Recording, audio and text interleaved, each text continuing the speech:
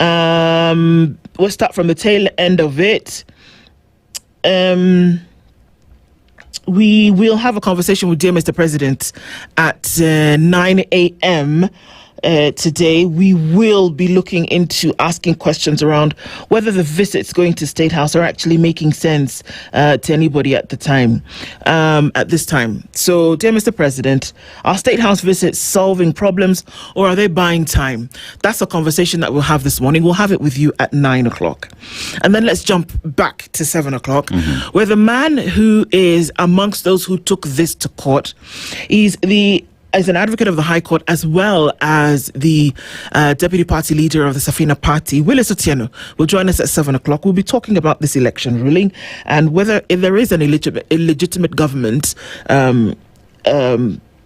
in August 2026, as of tomorrow, if that's what this ruling actually means, and then what it meant for the court to suspend the implementation of the ruling. So we'll have that conversation with Wakili Willis Otieno at 7 o'clock. At 8 o'clock, the state of devolution as per absorption and what it really looks like from the latest reports that we see. Let's look at that under the KK government. Kevin Osedo is the executive director of the County Governance Watch, and the Honourable Joe Kigara is the MCA Ngenda Ward, Gatundu South constituency. They both join us at 7 o'clock, or rather at 8 o'clock, for us to then be able to have that conversation. So that's what it looks like today. Karibu Sana, thank you for getting into the room with us. Lovely to have each and every one of you here as we get into it. All right, so where have you taken us this week? We are in a country that is well known for a structure that can be seen way up from the space. Richard structure, the Richard structure.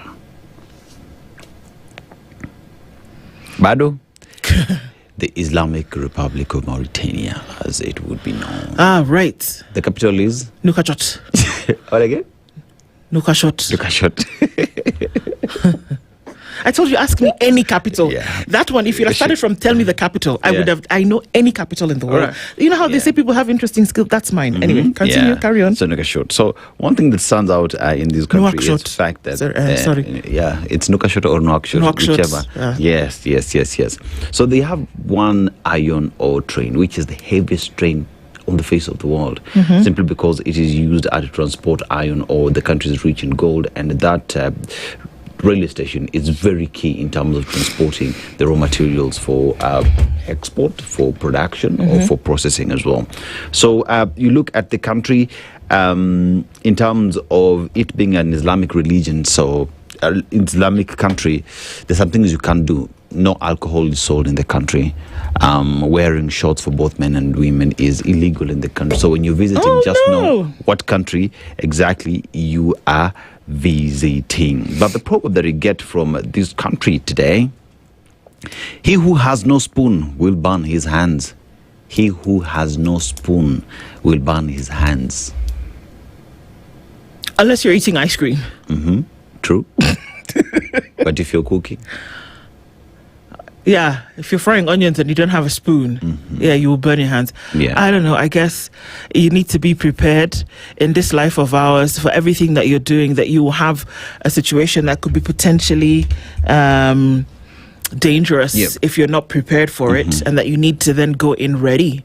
If you're entering into a conversation with somebody that you find intimidating, for example, what have you done? Have you had your shot of esteem or confidence?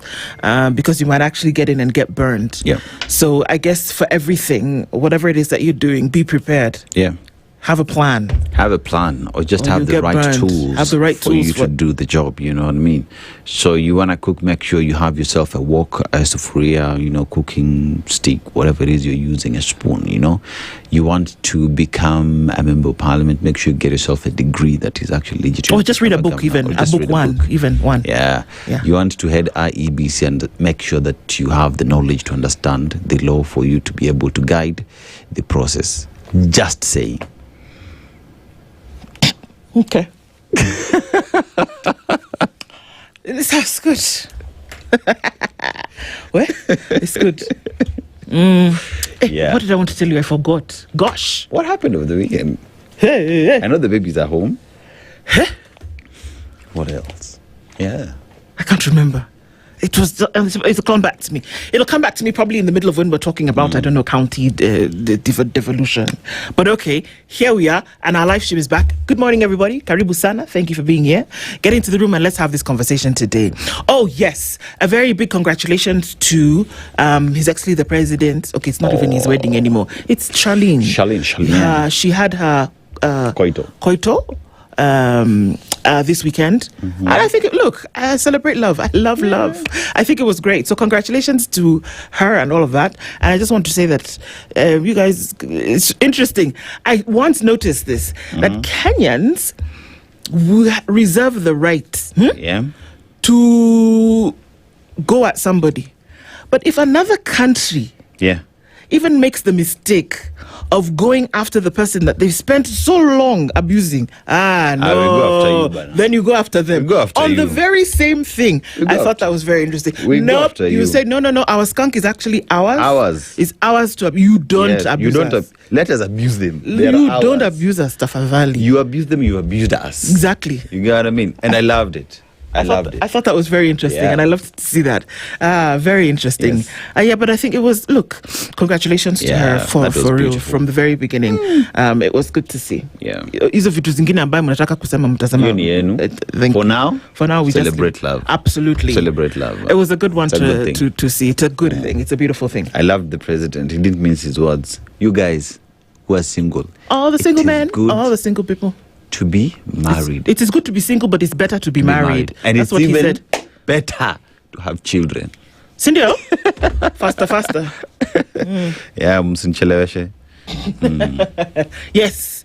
Those other issues that come up will be other issues that come up for now. Sawa.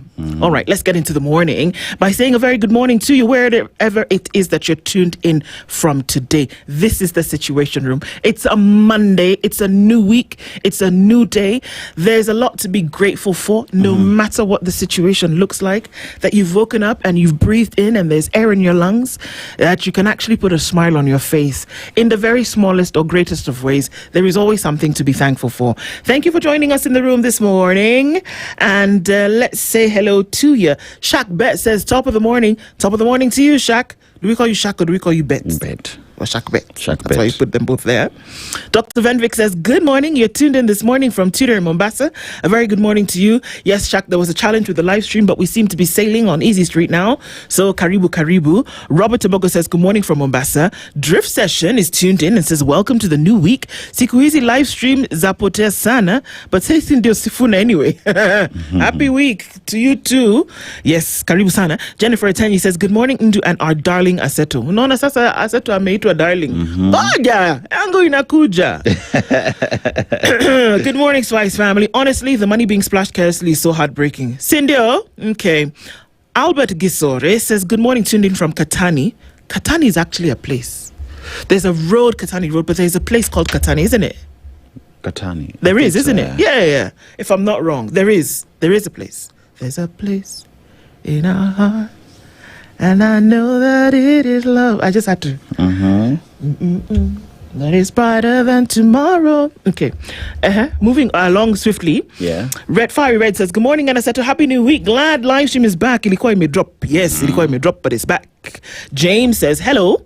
Do our captains pause to check what is ailing the ship? No. Why? We're already in the high seas. Let's just go and see if we land on no man's land. You deal with the diseases there. If you make it, you make it. If you don't, voila. Whatever. Because no matter how much drugs you pump into the system, it won't cure it till you know it. Yeah, you have to sort out the root cause of the problem. Yeah. It is. Good morning, Nduh. Kama Kawaida tuned in from Auto Spa and Grill in Eldoret. Iko locked. It's a brand new week, brand new vibes. The show Iko on hot fire. Kabisa. Sylvia Legwa says, good morning, new week. Nduh and Dennis still coming to terms that we won't be able to ballot tomorrow. Tell me something that will help me keep me sane. You know what? I'm actually enjoying this thing. I just thought about it and I was like, you know what? What would it be? A day like today, what would it be like? Can you imagine what it would be for media crews? When you just wake up and suddenly there's media crews running all over the place. Oh, we didn't. Oh, we didn't. Oh, we did. How many reporters? Bring her. KMTC, do you have some extra people we can use this morning? Oh, but they've not been trained. Doesn't matter. Bring them. Can you hold a mic? Yes. Yeah. Stand here. Talk. You. Next. Let's see. Hey! It would be fun. I love high adrenaline pumping. Let's move. Because polls must close at 6 o'clock. Tomorrow. Wanda says, good morning, Nduh and Aseto. Hope you had a great weekend. Wishing you a fantastic week ahead. And to you too, my sister. Marion Jeru is tuned in from Portland in Oregon. A very good morning to you. Isakale is back like he never left. Good morning, TSR. A brand new Monday is on the table. Let's season it with good sense, sharp questions, plenty of laughter, and just enough spice to get us sane. Have a wonderful, magnificent Monday. Thanks, Nduh. You are welcome. Karibu sana. Mwaka Luhimbo says, good morning from Dar. I'm here waiting for some great conversations. Karibu sana. Thank you. And as we go to Dar, I want to go to Kampala for just a minute. What is being done, and I'm going to say it because we have these local conversations, but we have regional and global conversations. True. It doesn't matter how thin you slice it. I don't care whether there's politics involved. But whatever is happening to Dr. Kizza Besigye is on the brink of inhumane. True. The man was in ICU. He's unable to walk or speak. And he was taken from his hospital bed and returned back to the cells. That happened in the wake of one other gentleman who had been in captivity for we don't even know how long. Yeah. And then pictures were released the last couple of days over the situation in which he had been held, number one, and the state of his being. Guess what? He died last week. Yeah. He died. So, of course, Kizza Besigye's wife, Madam Winnie, is quite scared because she doesn't know what's going to happen to her husband. The situation of things is not good at all. And once we see it, we will call it out. Sitting where I am, calling it out. You know, what's even worrying more is the regional leaders who argue. We have the East Africa community that then recognizes human rights. I mean, look at what is happening in Tanzania, look at what is happening in Kenya, look at what is happening in Uganda. And one asks yourself, from what script are these individuals leading these governments reading from? No, there's no script. You know what I mean? It's just waking up in the morning and saying, okay, how are we going to do it today? Yeah. And then once you started on something, no, you're not listening to any kind of reason whatsoever. Yeah. And then you continue in that way. Yeah. Look, there are conversations to be had and we will have them. We will have them. So Luhimbo, very good morning to you. Osana Emily says good morning. A weekend it was. Willis told us that elections are today, but we never took him seriously. And here we are. Exactly. He's coming back. It was very interesting because on Friday at about 10:30, Willis sends me a message and he says, bam, I told you. And I was like, wow. Because remember, he said it here first. Said it, So he said, okay, fine. Come back here and let's have a conversation about this because my goodness, what? He actually did say it. Sam Obwemba says, good morning. IEBC need to buy calendars from 2022. They've carried us for fools too long. As from Kesho, no one has the term officially. And that's the truth. That's the and how heavy is that? You know, I was having a conversation with someone and this is what they said. Where then, say, even the military would take orders from the commander-in-chief. But what happens when then the term of that president stops being there? Who exactly do the military take orders from? That would have to be the chief of staff. So imagine having a president in office who does not have control over the military. You have an entire house that is in charge of passing laws, but they can't do that because they do not have the legitimacy to do that. Think about cabinet secretary comes to tell you nimepeana order as who? Get out. You have no job. Yeah, I'm telling you, that's 7 o'clock conversation. I'm waiting with bated breath because please explain to us what it actually means. Yeah. And can you imagine if people were actually following the rule of law? I know. What a joy that would be. Yeah. Okay. So let's see what that looks like. Kiari Peter says, good morning, tuning from Mombasa. Religion should make us gentler, not louder, humble, not superior, more loving, not more judgmental. Absolutely. Dante says, good morning. Have you read Dante's Inferno? It's an interesting... okay, well, it's not called Dante. The story behind Dante's Inferno. Yeah. Anyway, I need to gather my thoughts. I wonder how suffering Kenyans feel seeing the displays of opulence begotten from Kenya's money being looted all over. We are not yet angry enough. Nope, you're not. No.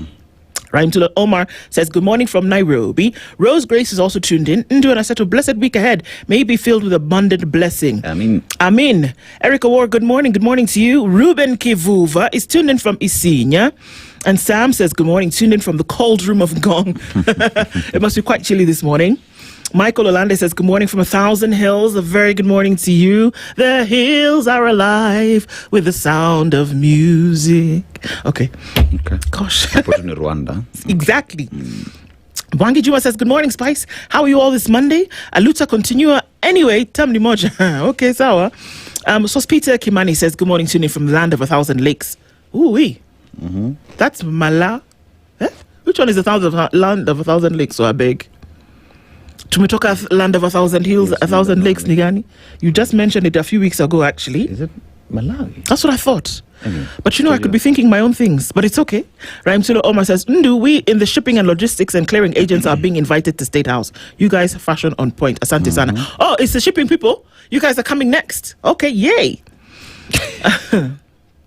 Brian Shege says, good morning. Just realized I've been listening to this show since my first year in undergrad, and I'm now completing my master's thesis. Thank you so much for the great conversations throughout. Wow, Brian Shege, that's fantastic. Minnesota.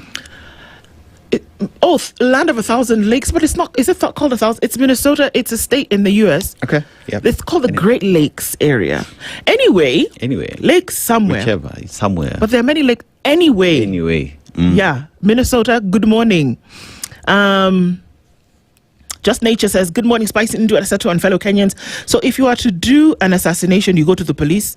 Look, there are many questions there. We'll ask them in just a bit. Yikes, because what? Why? Tell me why. Is there someone who has been convicted previously? Is a police officer serving? Why? There's a song for everything, I'm telling you. Rodis Lai says, Sabalheri Team Spice. Nasikunjama to you too, Asante brother. When Emolu says, please boost signal in Bomet. Kericho, they're not being nice to you. You're too far from Kericho. Okay, let's talk to the guys in Kericho. Okay. They can send you some signal. Ama? Yes. Joe Gema says, good morning. Team Spice, yes, into Katani somewhere behind Mulolongo. Cindy, over there. I knew. Wanda, I really love it when Nduh breaks into song after a thought. I don't know. It's just every penguin has a song. I mean, Nduh, your voice is so melody. It should need its own segment. I promised Evie I would go to the studio. It's still in the thought. It was last year. Shh. So it's just juicy too. I'm just whispering. Polo Laka says, good morning, great work, great week. Good morning to you too. Leo says, hello, Princess Nduh. Good morning to you. And Aseto, when you see a case not being pursued by government of the day, it's politically controlled. A few days we know 3 cops killed the psychologist. Yeah. Dante says, good morning. There was an online poll during the weekend and Edwin Sifuna was leading with over 80%. Please tell Willis Otieno and the rest to join Chaguo wa Kenya. Okay. Wololo. Let's just say Farjal Abdul Rahman. Good morning, Spice comrades. You are wonderful people. Energize my day by fantastic analyzing news. Watching from 001. Good morning to you. Tim Samuka says, good morning. Let's see if we can get everybody in a minute. What's with the security head signaling out goons? Someone needs to buy them a mirror. Right. I'm starting with the man in the mirror. Okay. That's who you need to start with. Wanda says, oh, it's crazy what's happening to Kizza Besigye, but politicians there are voting to send troops to Gaza. I know. How about you take out the spec? Log before you take out the spec. Eric Nganga says, good morning, tune in from the freezing Ngong Hills. That's another one from the cold room of Ngong. Boba Koko says, good morning, Nduh and Dennis, listening all the way from Kendu Bay. James Nganga says, maybe we should terminate our social contract. This government does not care about human rights, especially Africa. Calvin says, the word of the day, even fools grow old. Atwoli should be used as an ad for this message. Yes, I meant we are waiting for the invite. Okay, I see. Good morning from the land of 1,000 headaches to Flani. Good morning to you. And Ricky's tuned in from Uganda. Nay says, good morning all the way from Adelaide in Australia. Always loving the conversations. It's how I keep tabs with home. Good morning to you. Kevin says, good morning, SpiceFM. And Mukoya says, good morning. Pepelezi says, good morning. Did anyone attend the Africa Book Fair 2026? It was amazing. Well, I guess you did. Sauce Peter says, good morning. And we see, it's Finland. Okay, that one. It's the land of 1,000 lakes. All right. So Peter Kimani says the land of 1,000 lakes is actually, yes, it's Finland. Yes, we see that. A very good morning to everybody. And Karibu Sana, thank you for joining us in the room. Very lovely to have you. We get into these conversations this morning. Thank you so much. Let's take a look at what's going on with weather and traffic. And then we'll come back and see what's happening in the headlines. Good morning. This is The Situation Room the only way to start your day. The weather with SpiceFM. All right, a bit of a cloudy morning in Nairobi, currently at 12. Through Monday, we'll see a high of 24 and a low of 11. It's 14 and clear looking into Nakuru with a high of 25. And it is 13 and cloudy in Nyeri. 19 into Kisumu, clear conditions, and clear at 16 in Kakamega. It's clear at 13 in Eldoret. And we're looking at partly sunny conditions in Mombasa. And at 24, it's sunny in Malindi. 16 into Marsabit and sunny this morning. It's clear in Kampala at 17 and 21 and sunny in Dar es Salaam. 11 degrees and partly cloudy in Johannesburg, while at 25 it's cloudy in Lagos. 19 and clear in London, and 30 and sunny into Beijing with clear conditions at 27 in New York. Chilled Spice.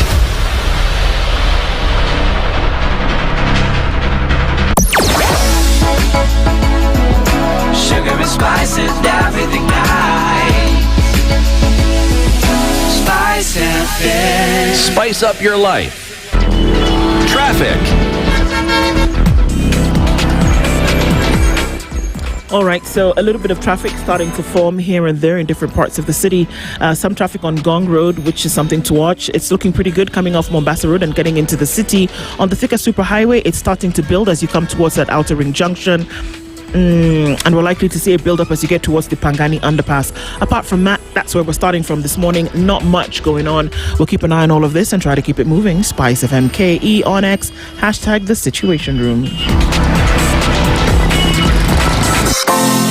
Habari ndio hii. StarTimes tumejiamulia kukupa raha bila limit. This August, renew your monthly subscription and give your little ones a holiday packed with cartoons, imagination, adventure, and so much fun. Discover magical first discoveries on Baby TV. Enjoy Princess Doremi and Super Wings on ST Kids. Catch Fireman Sam and Thomas and Friends on Jim Jam. Step into the action with Avatar: The Last Airbender on ST Tunes. Buy the aerial decoder at only 1,399 shillings and the dish decoder at only 2,499 shillings. Get connected at any of our dealer shops countrywide. Dial star 858. Mature, intelligent talk every morning. Spice up yourself.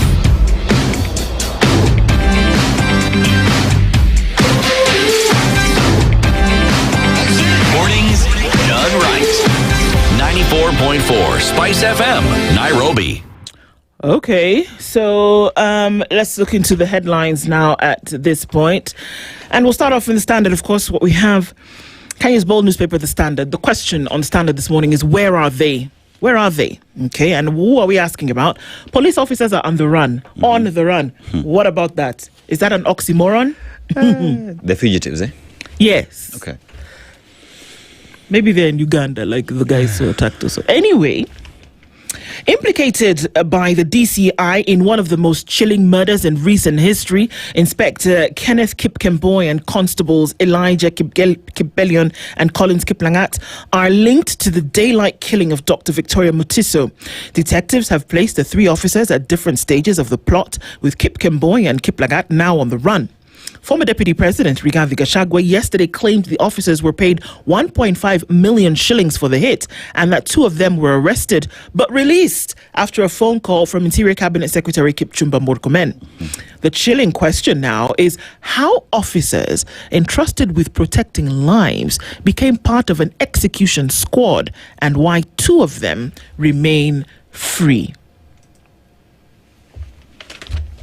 I quote Rigathi Gachagua, who said, "We are asking Mr. Amin, these officers are in Kenya, they are killers, and they have killed Dr. Mutiso, and you have confirmed they participated in the murder. Why then are you releasing them after Murkomen called you?" Whoa, lolo. Those are hard questions.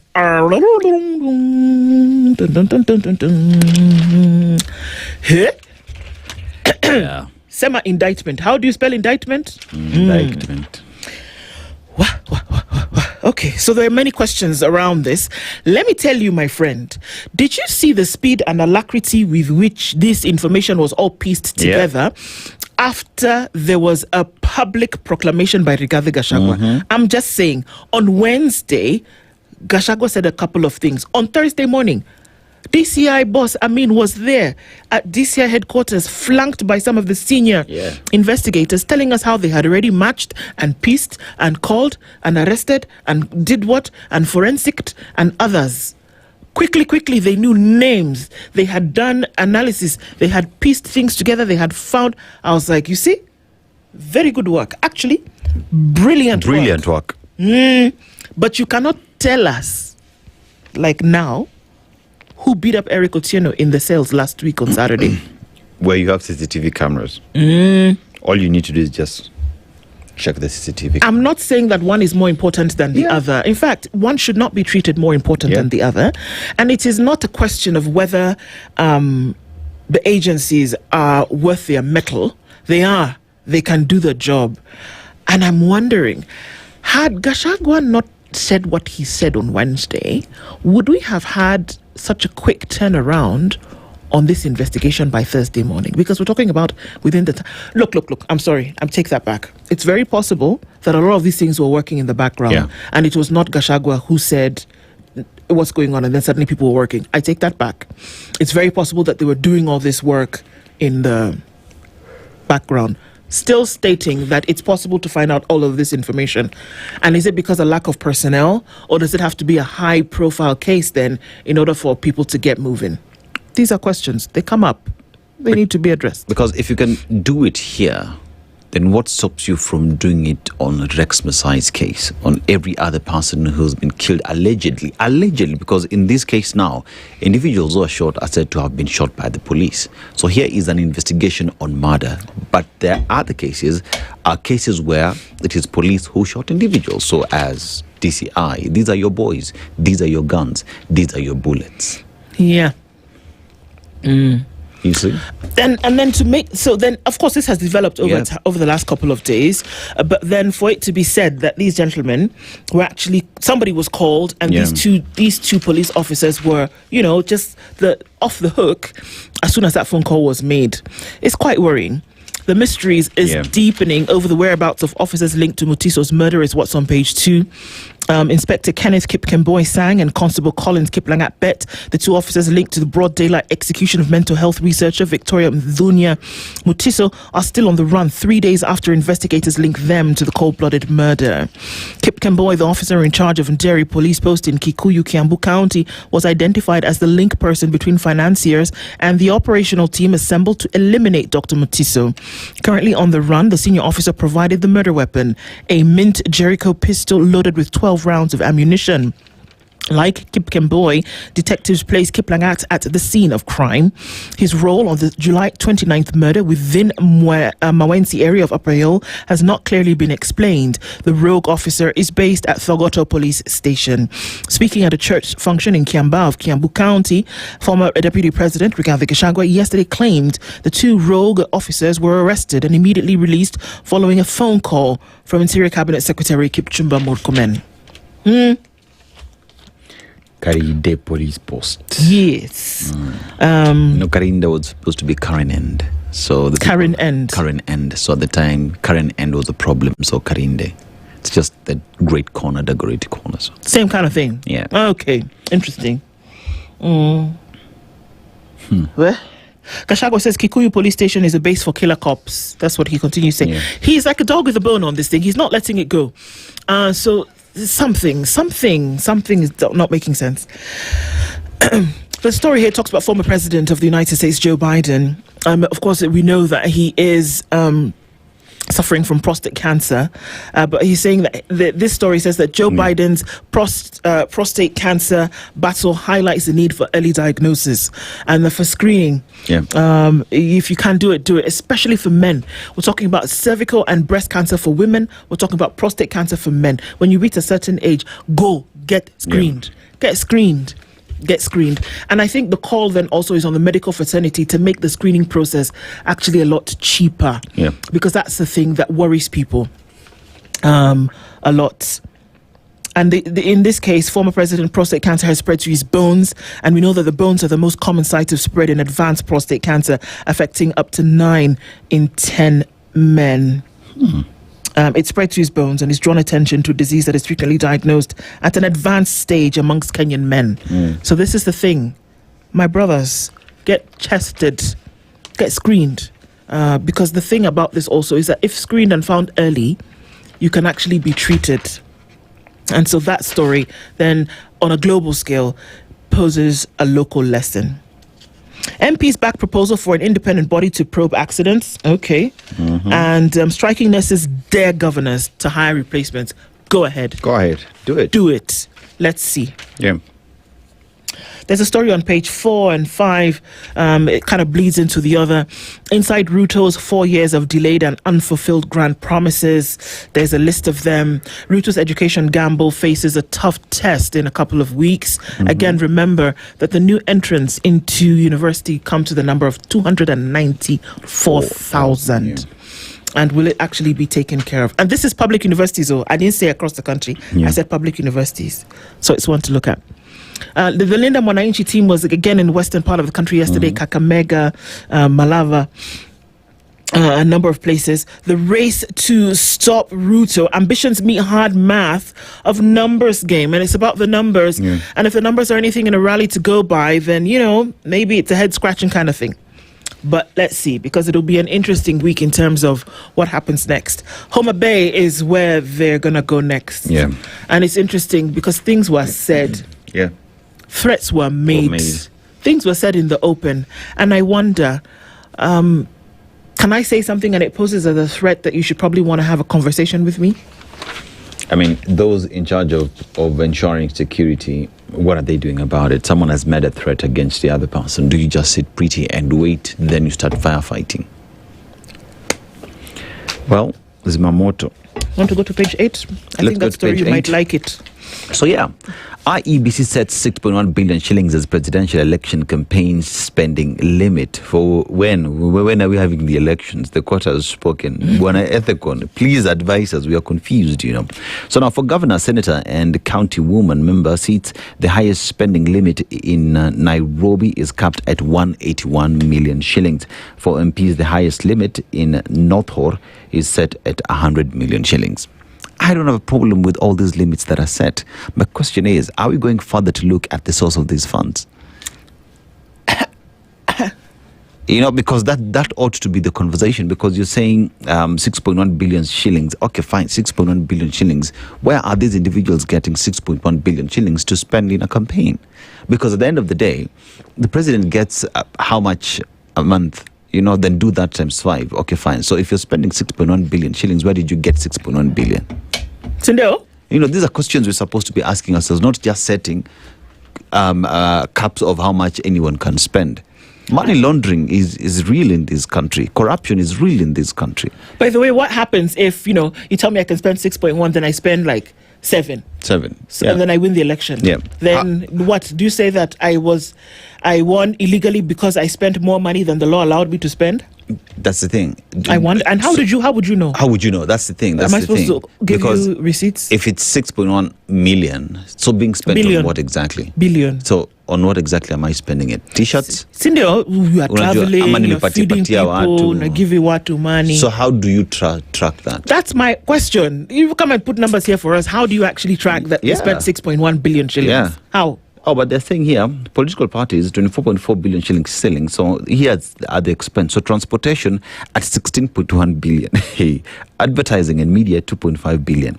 Election agents, 2 billion. Administration, 1.2 billion. Venues, 375 million. Campaign personnel, 332.9 million. Security, 285. Nomination fees and charges, 213.8 million. Okay.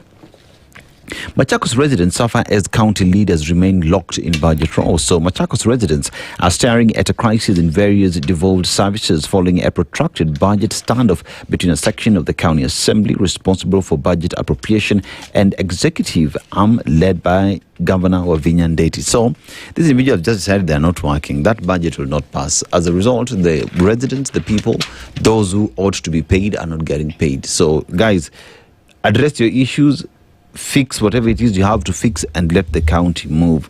Governor Modimi rejects plan to set up memorial tree project on KPA land.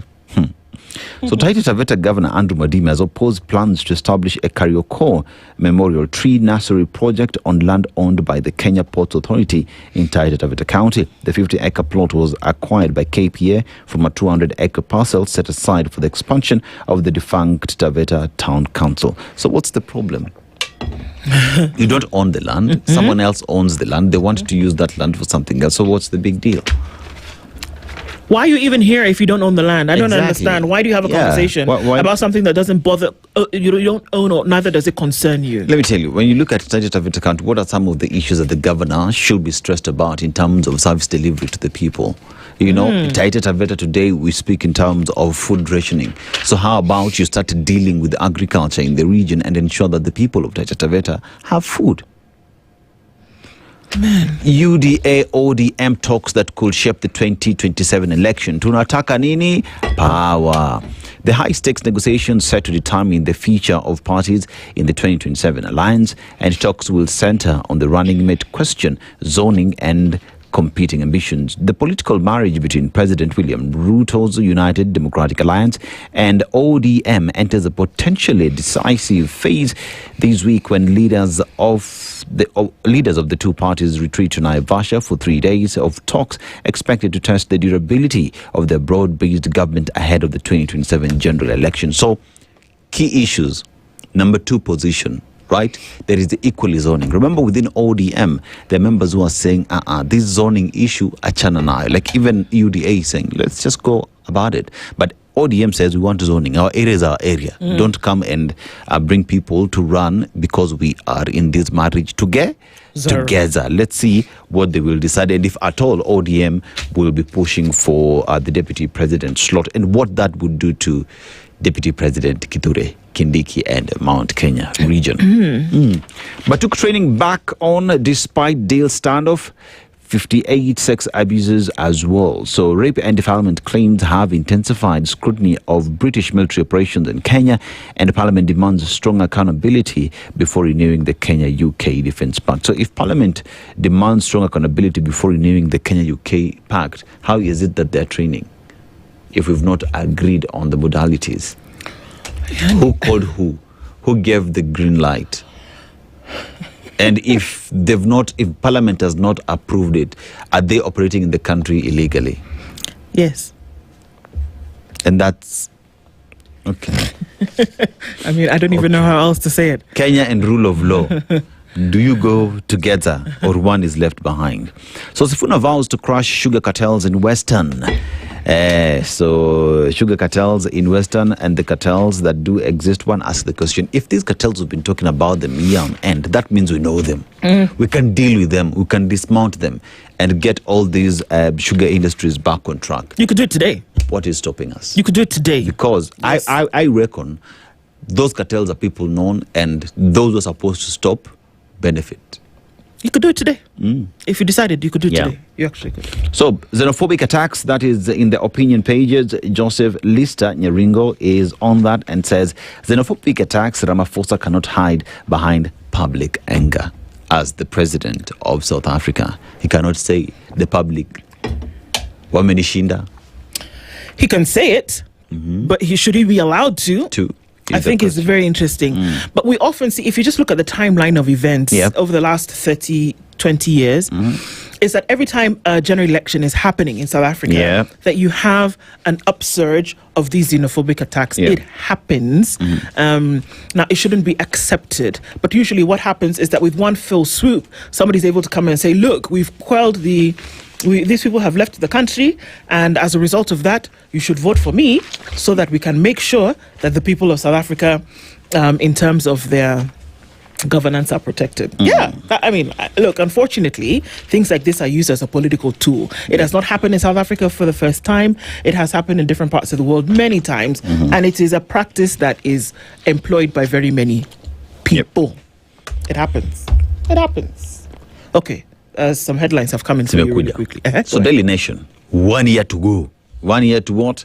2027. And here is Kalonzo Musyoka, David Maraga, Martha Karua, President William Ruto, the incumbent, Edwin Sifuna, Fred Matiang'i, Rigathi Gachagua. Everybody I've mentioned there has ambitions of becoming the next president of the Republic of Kenya. So August 10th is the publication of limits for expenditure, contributions and donations. And December 10th is the issuance of compliance certificate to compliant political parties. And February 9th is the deadline for public officers intending to vie to resign from office. February 9th, remember that date. Now, March 16th is the political parties to submit membership lists to REBC, and May 9th is the independent candidates to submit their names and symbols. So that we go to page 2, and 1 year to go has been expounded on page 2. That is, and it's all about elections. Gen Z seeks to turn street protest into political power. So 2.6 million new voters registered during the registration exercise. So 267,000 registered through continuous voter registration, and 2.3 million registered through enhanced continuous voter registration. So one asks the questions, how many more continue to register as we approach 2027? So that it's just election strategy as we go towards page 4 and all the way to page 11. Cash splash powers Ruto Nyanza charm offensive, and Kindiki urges unity and tolerance in Mount Kenya. So that is heavy. Our nation has gone heavy on the election preparedness towards 2027. You want to look at the star? Yep, indeed. There's a story here that even as we look at poor rainfall leaving Kitale and Eldoret maize crop withered, it's just because this is essentially looking at the breadbasket of Kenya, and that because of poor rainfall, this is what's happening here. Then you're going to have to ask a question about what's happening into the future and whether we're taking this information. And future is not necessarily in the 10 years. Future is when you're going to feed the country in the next couple of months, what's going to happen there, and in terms of mitigation. And there is a picture of members of the first family engaged. Charlene radiant on her big day. That's news. Now, there's a story here. There's a woman, she's all bandaged up. A woman survives a vicious leopard attack trying to save her dad in Lamu. Yani Chui. Leopard. Okay. 26-year-old woman in Mangal village within the Boni forest in the Boni forest in Masuba ward, Lamu County, survived a leopard attack on Friday morning. Wisha Yusuf was attacked as she tried to save her elderly father from the leopard, which had been resting behind their homestead. Startled by movement as the father opened the chicken coop's door to release the chicken for the day, the leopard first attacked the elderly man, who raised alarm. Alerted by her father's screams, Yusuf darted around the house to see what was happening before the wild animal turned its attention on her. She's alive. She survived that attack, and she also saved her father in the process. Wow. This is something. It's on page 22 of the Star this morning, to then be able to see what happened with that. Even as KWS continues to respond to where Brian Odhiambo is, you need to go here and deal with this matter, ensure this family gets justice and reparations. So this is interesting because a neighbor came out as he was responding to the screams, and he battled the leopard, managing to kill it and averting an even bigger loss in the process. A nearby community health promoter gave use of some life-saving first aid before she alerted the Lamu County Emergency Operations Center. And she's got, my goodness, terrible gashes on her head. This is interesting also because on that same page, Kerio farmer turns arid land into 2 million shilling chili venture. Chili as in pepper. The land which ordinarily wouldn't give you much is actually giving chili. And this is in Elguero Marakwet County, casting a golden hue over a landscape long defined by rugged beauty and environmental challenges. For a long time, farmers have battled the predictable adversaries, which include erratic rainfall, severe soil erosion, and destructive wildlife invasions from the nearby Rimoy National Game Reserve. But today, somebody's making big bang for their buck from chili. And her name is Judy Towet on her chili farm in Kerio Valley. There it is. And showing you that some crops can actually make it when others cannot. How's that for a story of resilience this morning? All right, so the headlines look like. Get yourself a copy of the Standard newspaper or the e-paper, standardmedia.co.ke. Good morning, it's 7 a.m.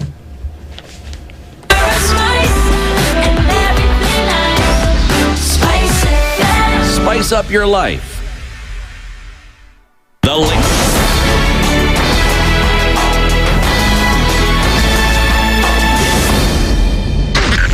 SpiceFM, Nakuru. The following takes place from 6 a.m. to 10 a.m. every weekday on SpiceFM. SRC's mandate is constitutional.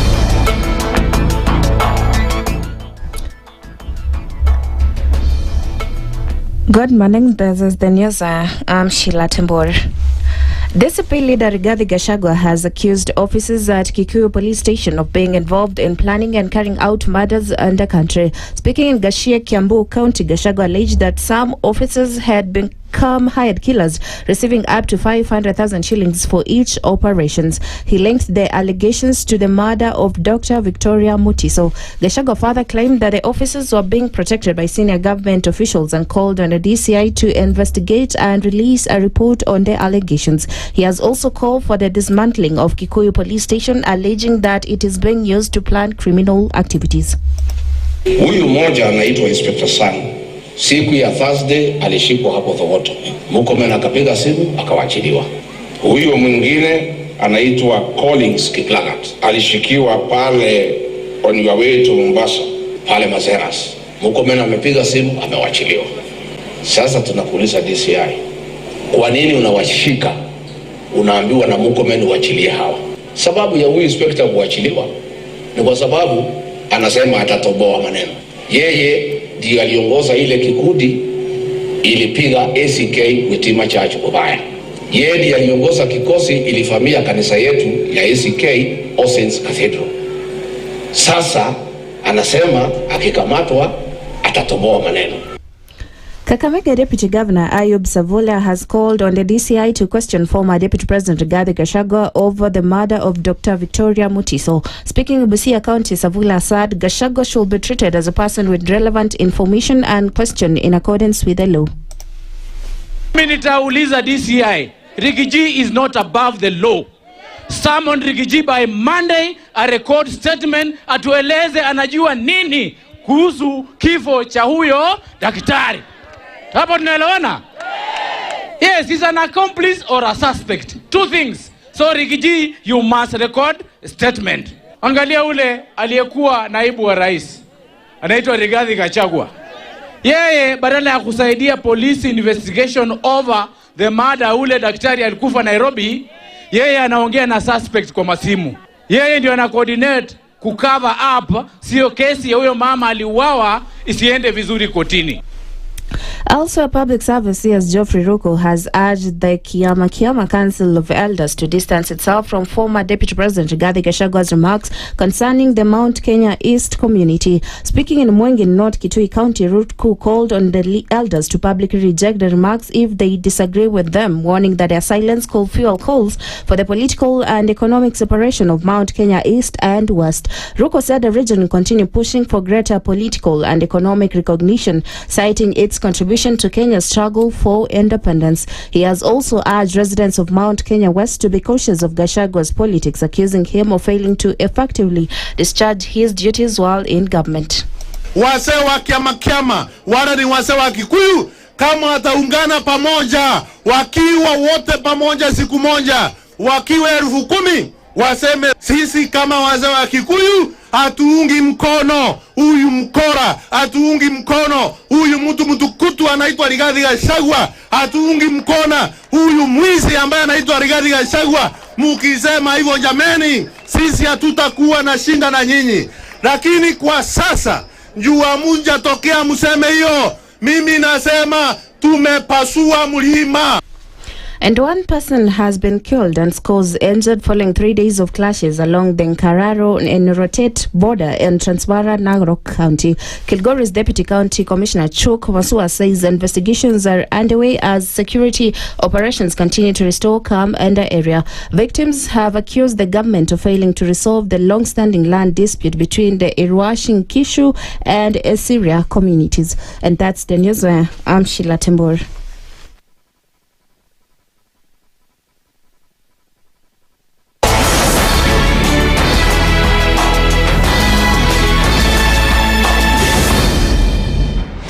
The following takes place from 6 a.m. to 10 a.m. every weekday on SpiceFM. Baba should disown these experts and say they went there on the, because he keep on telling us that these experts you came from Dubai and you found them there already at State House looking for jobs. Government has to has to introduce austerity measures. It's something that this government and the previous ones have not been able to do in this country. We've talked about it so many times. And really, I think you have seen the modus operandi of William Samoei Ruto since he came in. It's just showbiz. This is the Situation Room, the only way to start your day. The following takes place from 6 a.m. to 10 a.m. every weekday on SpiceFM. Members of parliament, they go to settlers, they just promise they get given tea, mandazi, and 100,000. That's not development. External borrowing, 589 billion. Are we on the same page? What did Parliament pass? If anything happened to our president today, God forbid, that man would become president. Na ndio alilenga hizo stories za Shakahola. The real thing is our constitution has only one person who is accountable to us. This is the Situation Room, the only way to start your day.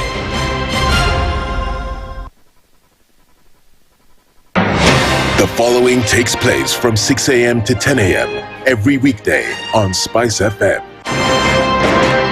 Presidency is fairly interesting in the sense that it will actually take us to a new consciousness. Swali zile watu hawaulizi na swali muuliza na shangala ni aje kwani huku kunaendaje? 30 billion shillings annually on travel alone in public service. A Kenyan can even demonstrate every single day of his life that Ruto must go. That is the only message of his demonstration. That is his right. That bribe blinds the eyes of the wise and subverts the cause of those who are in the right. This is the Situation Room, the only way to start your day. Mature, intelligent talk every morning. Spice up yourself.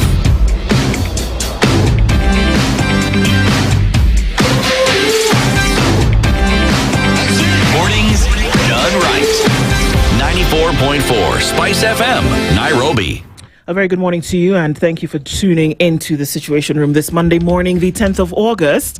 And I say 10th of August with emphasis this morning because then tomorrow's the 11th of August, and you'll be, well, he's here, so he'll tell us about what the next words after you will be voting next year on a Tuesday, kind of like this one, in a general election. But our conversation this morning revolves around a ruling that came out of the courts on Friday that had been chased for a while. And one of the petitioners, Willis Otieno, an advocate of the High Court, as well as the deputy party leader of the Safina Party, joins us this morning. Bwana, good morning. Good morning, Nduh. How are you doing? Very well, thank you. How are you? I'm okay. Karibu sana. Asante sana. We're going to get into it. I don't know that an hour is enough, but let's try. Yeah. Before we go there, Dennis has today's proverb. Yes. We are in Mauritania. And the country has one thing called the Richards structure, which is a giant circular geological dome visible from space. They're rich in iron ore, gold, and copper, which is then being used to propel the country's economy. The proverb that we get this morning says, "He who has no spoon will burn his hands." He who has no spoon will burn his hands. How would you interpret it? If you don't have any spoon, any tool, you'll have to use your own hands, your bare hands. And you'll have to face the consequences of that hand exposure. So if you don't have any support structures, then you're exposed. Yes. Well said. Well interpreted. Indeed. So, Wakili, on Friday, even before, it was out there, you sent me this message with this ruling before Lady Justice Tande. And I read it actually twice, just going through it. And the long and short of it here is that the term essentially began in 2020, or a new term would have begun in 2021. And so that meant that an election should be held this year. I mean, I'm oversimplifying this really, but that's essentially the long and short of it. The term of office of the president, members of parliament, senators, governors, MCAs, women reps, the election has to be held tomorrow, Tuesday. That's the second Tuesday of August inside the 5th year. Okay. The main challenge that many Kenyans face is they convolute the term that you're supposed to serve and the election cycle. We have an election cycle which is independent of term in office. Your term in office is determined by the swearing in of the next person. That swearing in is a consequence of an election. So our primary focus should be on the election cycle. Okay. But then Kenyans need to disabuse themselves of this legacy politician sold narrative that they are elected to serve for 5 years. Nowhere in our constitution is it indicated that the president, member of parliament, senator has a 5-year term. That was in the old constitution, section 9, which was done away with. The only person who was given a 5-year term in the constitution, article 177(4, was the member of county assembly, MCA, which MCA went to court in 2017. And the court said, we agree. The constitution grants you a 5-year term. But the same constitution provides that your election must be conducted with the other elections in a general election. So whereas you have an express 5-year term, because of the requirement of the provisions for your elections to be conducted with the others, you will not be in a position to serve for the entire 5 years by dint of this provision. I'm now seeing some cynics trying to say that we should read Article 177(4) and impute it to the president and the other elected officers. No. The reading has been read on the 177 to apply it to what date of general elections. Okay. Then the third point that legacy politicians want us to be confused with is they want you to discuss this conversation with individuals in mind. Okay. That is what convolutes it. That when you read it and you say, put William Ruto on your, at the top of your mind, you put your local member of parliament or governor at the top of your mind, then you start saying, oh, my Ruto or my MP, my senator should have an extra 1 year.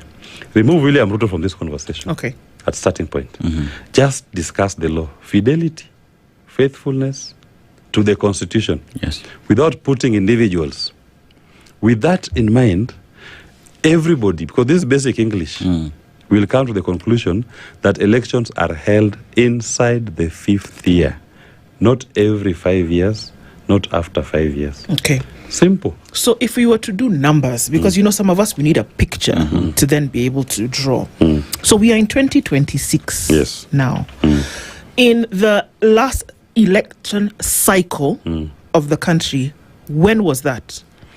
So if you want to understand numbers, I invite us to look at Article 259, 5C of the Constitution, which defines for you how to calculate years for purposes of our Constitution. Okay.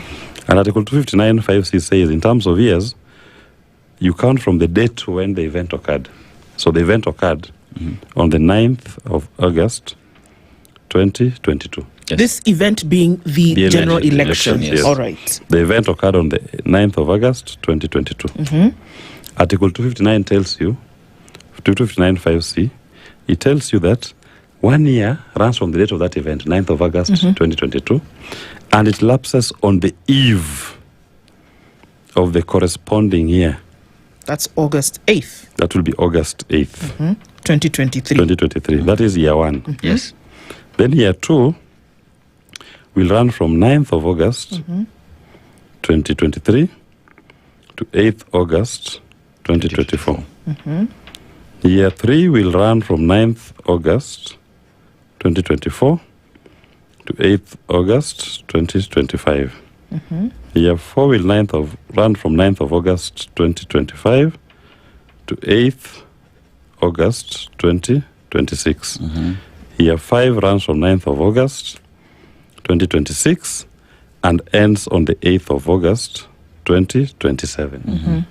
That we agreed. Yes. So we identify our 5th year. Yes. Operative word, it runs from 9th of August 2026 to 8th of August 2027. Yes. Then now inside this 5th year, you are told in the 5th year, look for the second Tuesday in the month of August. And you conduct your elections. Inside the 5th. Inside the 5th year, look for your second Tuesday in the month of August. Yes. And if we were following the Constitution, then that would be tomorrow. That's tomorrow. So tomorrow is elections day in Kenya, but the court recognized that IEBC may have not had in place logistical mechanisms necessary to facilitate the exercise of that election. So on its own motion, it decided and it used the terms that to save the stability of the nation and to avoid the country plunging into chaos, it said this declaration will take effect from 2031. But my argument is this. Look at Article 253 of the Constitution. Sorry, Article 23 of the Constitution. The orders which a court can give upon making a finding in a constitutional petition are spelled out. Whereas I understand, and to an extent, I'm agreeable to the court's proposal to give IBC time. That time cannot be 1 year, or should not be 1 year.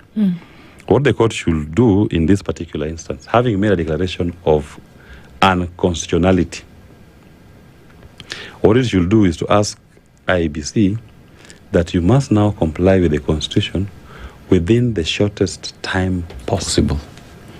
And that is a recognized principle in law, that if something is to be done on a particular date and it is impossible to be done due to other extraneous circumstances, then at the first available opportunity when it can be done, it should be done. So IBC should be telling us we can do it in 60 days, in 120 days, or in 6 months. Okay, when you look at the election cycle, which is, one would say, is the pitch where IEBC plays, they ought to understand what the law says. We equally have the government advisor, the Attorney General, who advises government on anything that runs around the country. What does this say about IEBC in understanding the laws that govern its operations and ensuring that the elections that we have are free, fair, and credible? IBC, I'll call it incompetence galore. If you look at what IBC filed in court, the thrust of the argument in court was that the president and the others are elected to serve for 5 years. And my answer was very simple. Show us which provision of the Constitution says that the president, member of parliament, governor is elected to serve for 5 years. And I will not even waste a single second of the court's time. I'll withdraw the petition. Just show me this article that grants the president a 5-year term. It doesn't exist. So IBC is reading the old Constitution, Section 5. But is it by design or it's by default? I do believe it's by design. Because IBC, in my view, is holding brief for the legacy politicians who have successfully sold to the people of Kenya that they are elected to serve for 5-year term. But your term in office, or if you're granted a term in office for 5 years, you should be able to point out exactly which article of the Constitution gives you that 5-year term. Doesn't exist.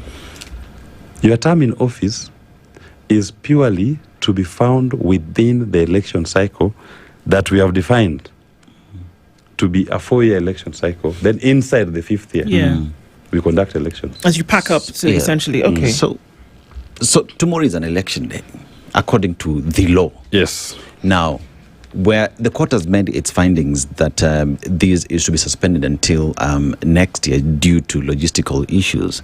But constitutionally then, every other elective post, every other individual who's in office today will be illegally in office, because then that is unconstitutional, because the constitution at that point does not protect them.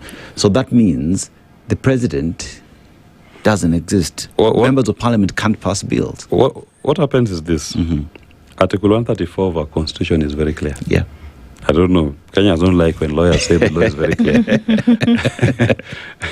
That's when Ruto becomes a temporary president. A temporary incumbent from tomorrow midnight. That is what he becomes. Whichever way you look at it. Because the election's date remains solidly the 11th of August 2026. That's the election date. And what we are going through now from tomorrow is a temporary incumbents. And we need to read Article 134 of the Constitution on what a temporary incumbent can do and cannot do. Because on the 11th of August 2026, William Ruto and the members of parliament and the governors, they lose the sovereign mandate that they were given. That sovereign mandate was running from the 9th of August when the sovereign donated it, and that sovereign mandate ends on the 8th. It ends now on the 10th of August, midnight.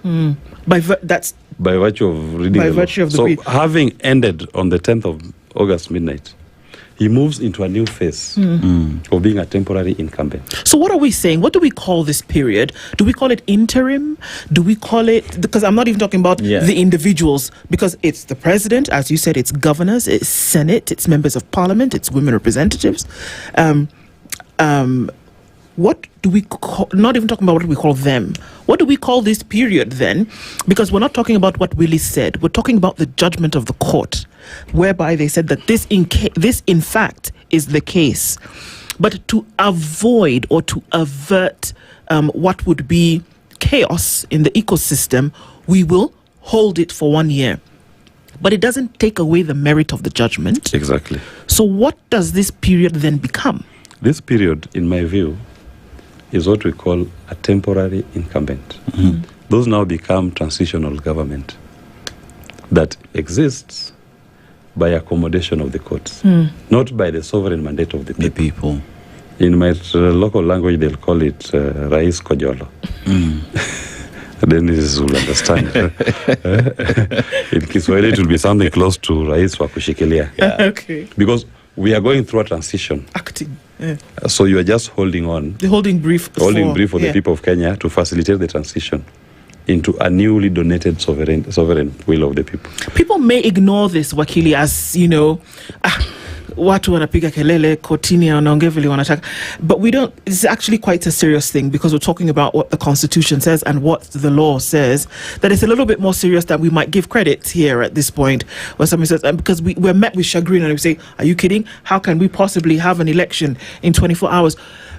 Before you even start to look at the brick and mortar of it, the thought or the acknowledgement, consideration of how serious this is doesn't pass the minds of very many people, the IEBC being included.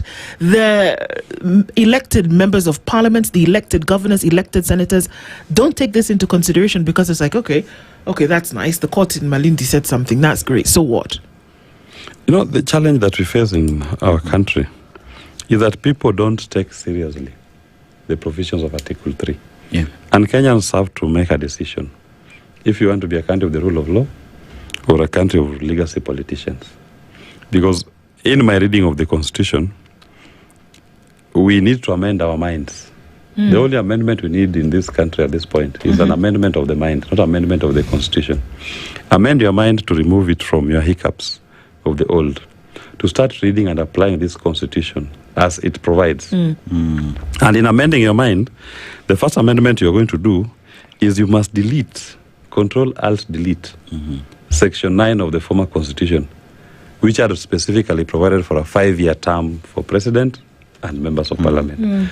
Control-Alt-Delete, that provision was, the committee of experts and the Kenyan people were aware of it, because it was in the Constitution, the old one, when they were drafting. They decided to put it on the side, discard it. We don't need it anymore.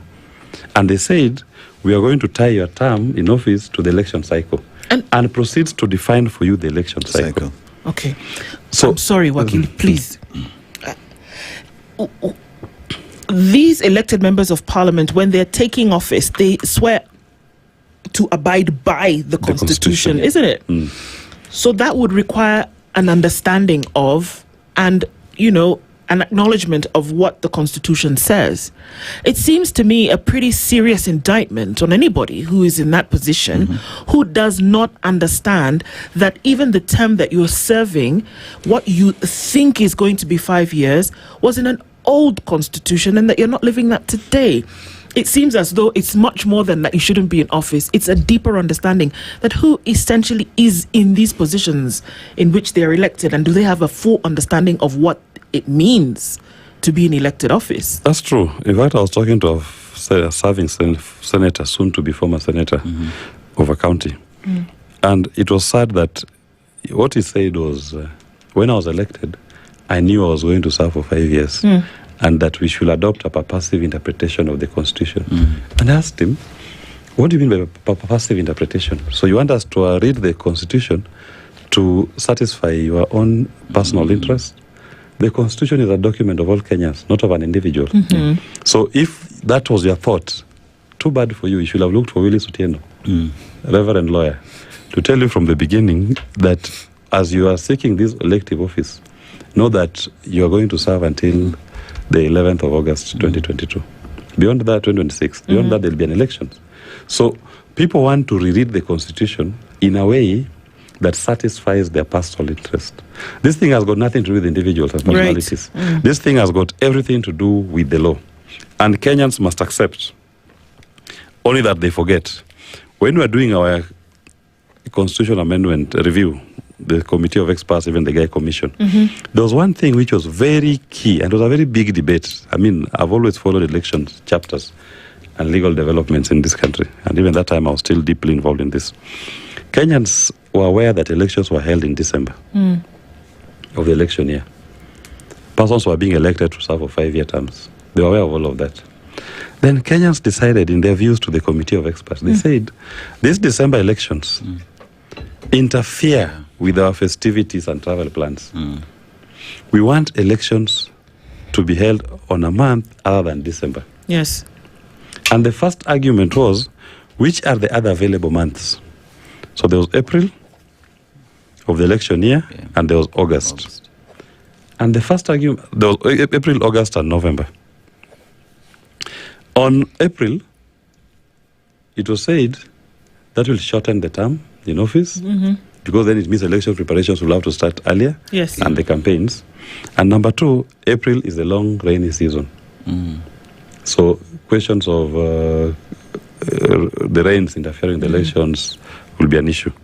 The second was the question of November, which some in the team had proposed. And the argument was the elections are held largely in public schools. And they provide the infrastructure for polling stations. And November, we have exams. So we cannot do it in November for that year. So the compromise became August. And it was a keenly followed conversation that we were now bringing it inwards. Because first point to be rejected was, if you take it out towards the elections year, the August of the preceding year, you will be adding an extra period of in office to those who will be holding those offices. So the compromise was that because they're individuals, they can't be given an extra mandate. You can only bring in the election, but their mandate is shortened.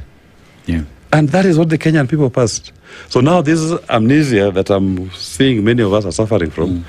I wonder what informs it when we had a very robust public debate and discussion on bringing the elections inwards. But legacy politicians are conmen. These are people who specialize at conning Kenyans. And look, even today,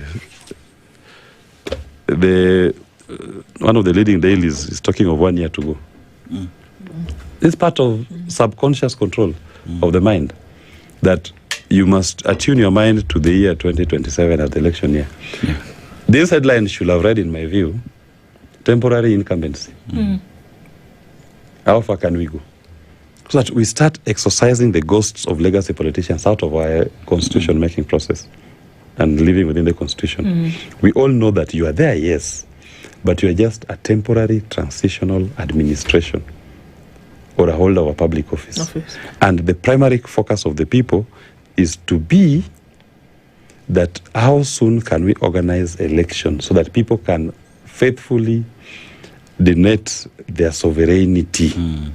Because it's the sovereign will that is being discussed here, not politicians' accommodation. Because where we find ourselves today is very interesting, because with Kenya being described as a highly litigant society, anyone can go to court today and say the National Assembly Senate ought to be dissolved because, as per the elections, they ought not to be in office.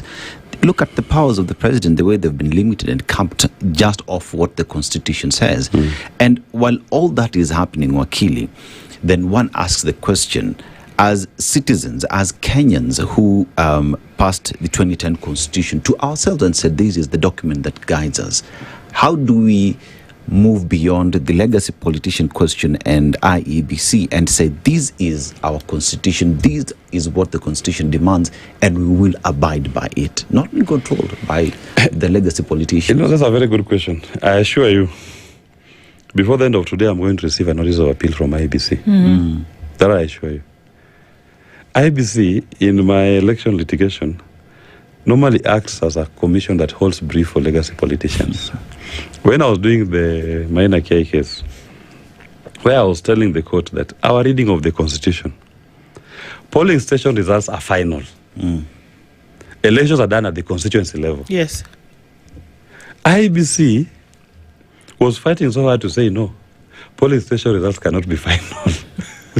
In fact, when the High Court made its determination, the same IEBC, the referee, goes to the Court of Appeal to say, no, polling station results cannot be final. They should be subject to amendment, review, rectification by Bomas. What are you talking about? That was the IEBC thrust on appeal. That was the argument in the High Court. That became the argument on appeal. And it was ridiculous even to the judges. You are the referee. If somebody has come to court to seek an interpretation of the law, you will expect IB to say, we leave it to the court to interpret. Let it be between the citizens and any competing parties. And whatever interpretation the court will give us, we'll abide by. We'll abide by it. But if they hold a strong view that we can amend, we can rectify polling station results, it tells you what their mindset is. That is what they do. So you see, systemically, they start ignoring the court order. So also on this one of elections, IBC's duty is not to define the election date. Then they're supposed to comply with the Constitution. Whatever interpretation the court gives them, they should be saying, we are ready. Or even if we are not ready today, we need this number of days to be ready. So we are asking for the court to accommodate us in this period to organize and take back the sovereignty of the people to donate it. Is IEBC a constitutional office? It is a constitutional commission. The commission, Yes, it is, right? It is, yes. So the parent company, essentially, is the Constitution. Yes. So that anything the Constitution says, or if a court of law then rules constitutionally, then should we expect that the IEBC will say, oh, okay, it's the reason why we're here is because of the Constitution, and that reason has said that we must abide 1, 2, 3. Wouldn't that prerequisite action then be immediate? Exactly. In fact, as it were, the IBC should even have issued a statement to say, we recognize the court's decision that elections are supposed to be held on Tuesday, 11th August 2026, following our public engagements. Even when we filed the case, that they come to court and their response is, these people who are in office are supposed to be in office for 5 years. Whose brief are they holding? Whose brief? I'll rather even hear it from a serving member of parliament or the president to say, I'm supposed to serve for 5 years, but not the referee. The referee should simply say, you give me the date, interpret the law, whichever date you give me, I'll abide by it. But now the referee is acting more aggrieved than the bereaved. And that undermines our constitution. We must now accept, on election cycle, one thing we must, as Kenyans, do, there are two epochal moments in our election history. And I believe this one, to me, is the most consequential. The first one was the minor K case, yes, which reaffirmed the polling station as the final point of declaration of results. Mm-hmm. The second one is this decision by Justice Thande, which has affirmed to Kenyans and reminded them that you are now in a 4-year term in office. As per your constitution, you are a 4-year country. And with inside this 5th year, you conduct your elections. And this is not something that's outlandish. In the American system, we borrowed almost word for word from the American Constitution in terms of crafting that election cycle. It's a 4-year term. Yes, it is. Nigeria is a 4-year term. So this fascination that we must be there for 5 years doesn't exist. So to me, and this ruling and the interpretation of the courts and the provisions of the Constitution will exist in perpetuity beyond William Ruto, who is now a temporary incumbent. It will apply to the next president, to the one who comes after him, until, if at all, the Kenyan people decide to say, let's amend our Constitution. But for now? For now, the law as it is, we must apply it. The only amendment, in my view, that we need, I said, is an amendment of the mind. Amend your minds. And let's move from there. Let's take a break on this real quick. We come back. We're discussing with Advocate Willis Otieno this morning. And he says from tomorrow, well, not he says, the courts have said very clearly that from tomorrow, actually, you know what? You should have an election, because within the 5th year of having had a previous election in the election cycle is when you go for elections. It's what the Constitution says, not Willis. It's what the Constitution says. All right, we'll come back and continue this conversation. It's 24 minutes to 8. Keep it with us. Good morning. This is the Situation Room, the only way to start your day. Traffic. All right, taking a look at what it looks like on the roads today. If you're coming into the city from the Thika Superhighway, you're met with some traffic as you come towards that outer ring junction, coming in all the way through towards the CBD this morning. Up ahead, there's a little bit of traffic as you approach Clayworks, but then it's going to be fine as you come out of that. And Kiambu Road is bumper to bumper as it tries to then approach Muthaiga Square. It's busy coming off of Jogo Road through towards Landis and then out onto Haile Selassie. It's very busy there this morning. And there is some traffic coming up off Lower Kabete, Spring Valley. That area has some traffic as well. James Kishiro looks good. And as you get onto Uhuru Gardens interchange there, you'll also find some traffic as it heads then towards the city. All right. And then the traffic on North Airport Road, very busy this morning, coming out towards Cabanas, heading out towards Embakasi, and then onto Outer Ring. So one to watch as we get into traffic hour. We'll talk and keep things moving. SpiceFM KE on X, hashtag the Situation Room.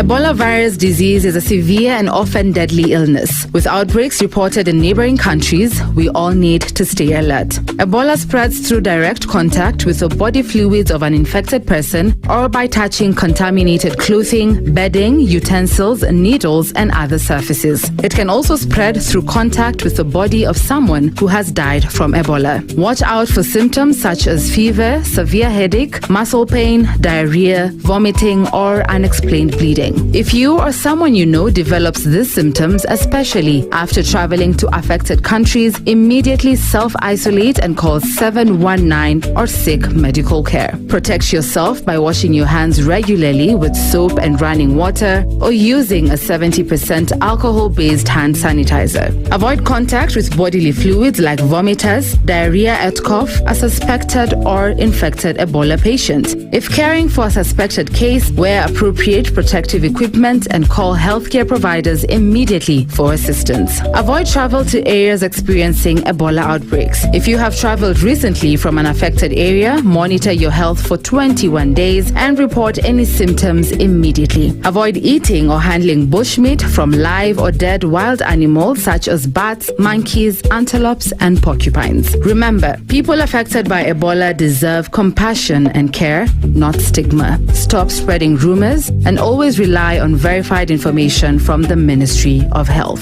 For more information, dial *719#, call 719, chat with Jali on WhatsApp at 0700-719-719 or visit www.health.go.ke. Stay informed, stay safe. Together, we can stop Ebola. This message is brought to you from the Ministry of Health, KNPHI, and partners. Mature, intelligent talk every morning. Spice up yourself.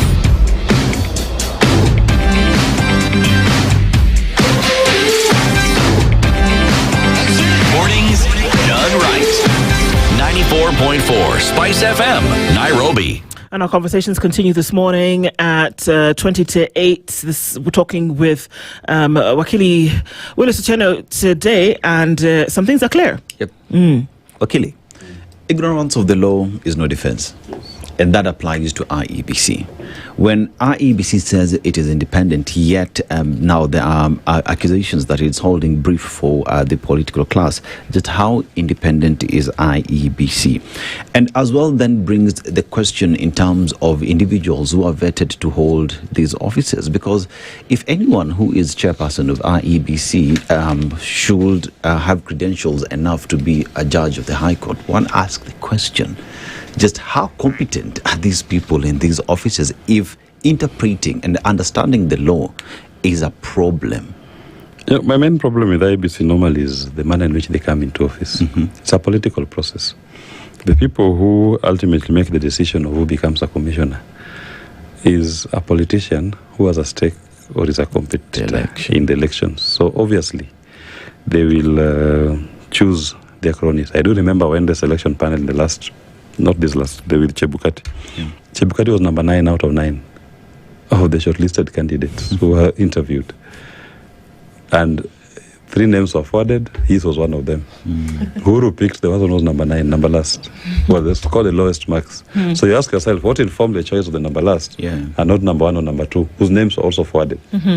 But they had made a law that we are going to send 3 names, as opposed to choosing the best from the selection panel. They said send 3 names. The selection panel sent number 1, number 2, and number last. What informed Uhuru's choice of number last to be the chairperson of IEBC? Obviously, that tells you there was a political compromise somewhere that you're number last, you don't qualify. But now, you are now my political lucky. Now, you expect such a person to become independent while in office. You'll be subject to political control. So, IEBC, in as much as the law, the text of the law makes it independent, there are still other strictures that undermines its independence. And politicians legacy politicians who want to control and influence the political process, and knowing IEBC's important role as a referee, try to exert control and influence over IEBC. And it starts with the manner in which commissioners are appointed. There are political compromises that they make to serve their parties and interests for today. But the Kenyan people wanted a commission that will go a long way to uphold the constitution and their sovereign mandate.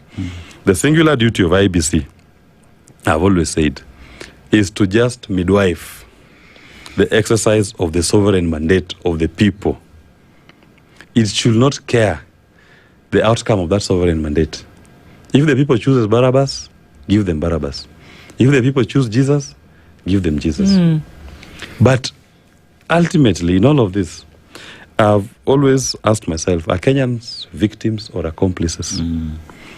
And to an extent, I'll err on the side that they may be victims. But sometimes they behave like accomplices. More so, when they don't want to take full control of their own destiny and their own laws. So that when somebody is arguing with me that you're elected to office for 5 years and your laws that you've taken as the constitution does not mention that anywhere. So now you've become a lackey of a legacy politician. Even you are now becoming a purveyor of unconstitutionalism. Let's look at how serious this actually is. Would I be wrong in, pegging the seriousness to that of the judgment made by the Supreme Court in 2017 when it annulled the results of the election, the presidential election? Because what essentially you said was that everybody goes back to the ballot because the channel, the process of this election had question marks, and that we cannot then bring in an individual on the basis of a question mark. So let's go back and make sure now that process is clear. It's true. Is it just as serious as that? And then how do we refer to people? And please educate us, Willis, because in as much as Justice Thande said that we will hold the implementation of this election and move forward in 2027, did she rule on how the individuals who are incumbents now, as you say, temporary temporary incumbents, how the people of Kenya should then deal with them. Did she rule on that? First, let me say this.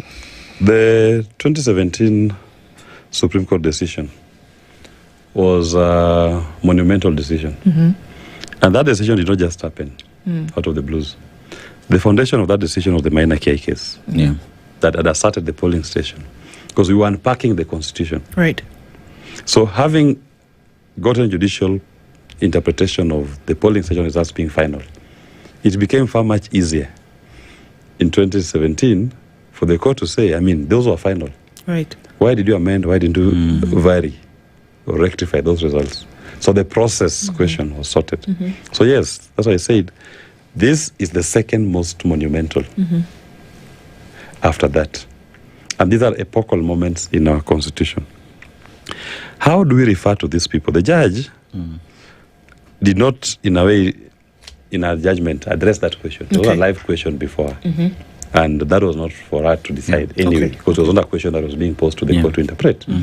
But nothing stops us as the people of Kenya from reading our constitution. We've now been told what the law is. We are firmed to the date when we should be having our elections. 11th August 2026, Tuesday. Tuesday, you can appear at your polling station. But the judge said, if you don't find IBC ready on that day, then we can wait. Now we have what I say the constitution refers to as a temporary incumbency, Article 134. If somebody is told you're a temporary incumbent, it's a temporary period of incumbency. You are a temporary incumbent. We can call this administration now a transitional government. That they are now existing, not informed by the exercised mandate of the people, but as a transitional mechanism through to give the people an opportunity to go find a date that is convenient to exercise and to donate their sovereignty. So I look at William Ruto, I look at members of parliament, I look at governors. You are all former governors. You are temporary incumbents. That is who you are. And when you start performing executive functions beyond what the law allows you to do as a temporary incumbent, then even those may be questioned. So should we not look at what the law allows you to do then as a temporary incumbent? No, the Article 134 is very clear what a temporary incumbent can do. William Ruto cannot fire or hire anybody. He cannot appoint ambassadors. He cannot appoint judges. He cannot exercise the power of mercy. Those are what a temporary incumbent is specifically told he cannot do. That is the phase that he's in. Politically, he may not like it, but constitutionally, that's the law. Because he will ignore it, as we expect. But that is still part of undermining our rule of law fabric. Right. And what can Parliament do or not do? Parliament, the 13th Parliament. As we sit right now. Luckies of William Ruto, full of legacy politicians. Themselves, they stand accused. Their term expires. Their incumbency expires tonight. Their mandate that was donated ends. So even them, they are going to wish that Kenyans ignore this conversation, that Kenyans don't pay attention to this conversation. But they've lost legitimacy. They are existing not by virtue of a popular mandate. They are existing purely by virtue of a court accommodation to enable the people to exercise their mandate on a date and in a way that will facilitate the true exercise of the franchise of the people. But okay, what kind of precedence has been set in terms of the law pretty much not being followed? Because I look at staring at a disaster simply because individuals choose to overlook what the law says. That is why I say that Kenyans must ask themselves, are you victims or accomplices? Accomplices. Because the ultimate responsibility of following the rule of law is the people.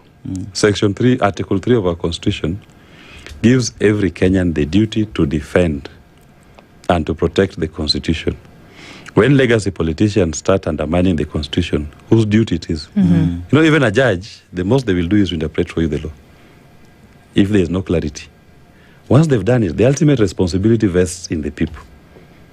So Kenyans must exercise eternal vigilance, understand that the legacy politicians are the number one threats to our Constitution, because a Constitution is a document of compromises. It creates restrictions.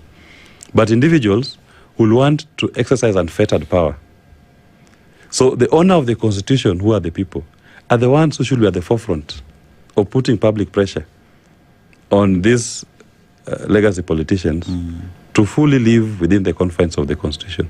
But if you turn your voice into a voice that can be compromised using 200 Kenya shillings, you start cheering nonsense, then are you a victim or an accomplice? You are now part of those who undermine our constitution. And I'll challenge even professional cadres across the board.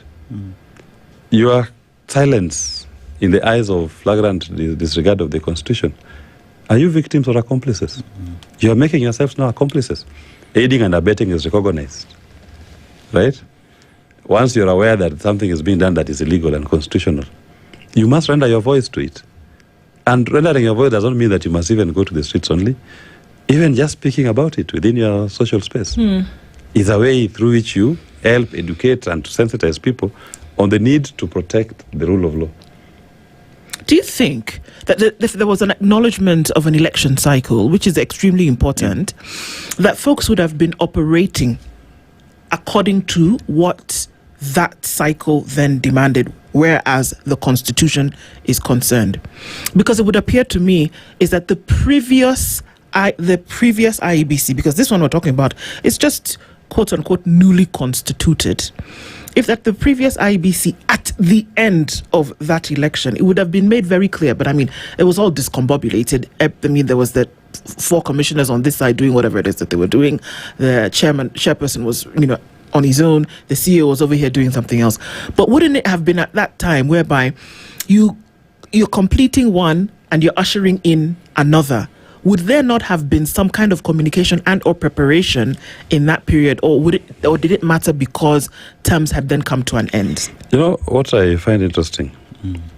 IBC itself had, by its own precedent, in 2017, fully followed the law. The elections were held in March 2013, the first Uhuru term.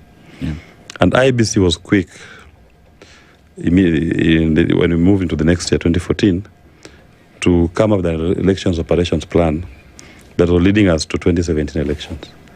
Knowing very well that this was 4 years, 5 months. Because they were reading the constitution as I know it. Then I don't know where the devil came in. I don't know if it was BBI, I don't know if it was COVID, whatever it was. For purpose of 2022, instead of telling us elections 2021, they buy into the legacy politicians' nonsense of elections 2022.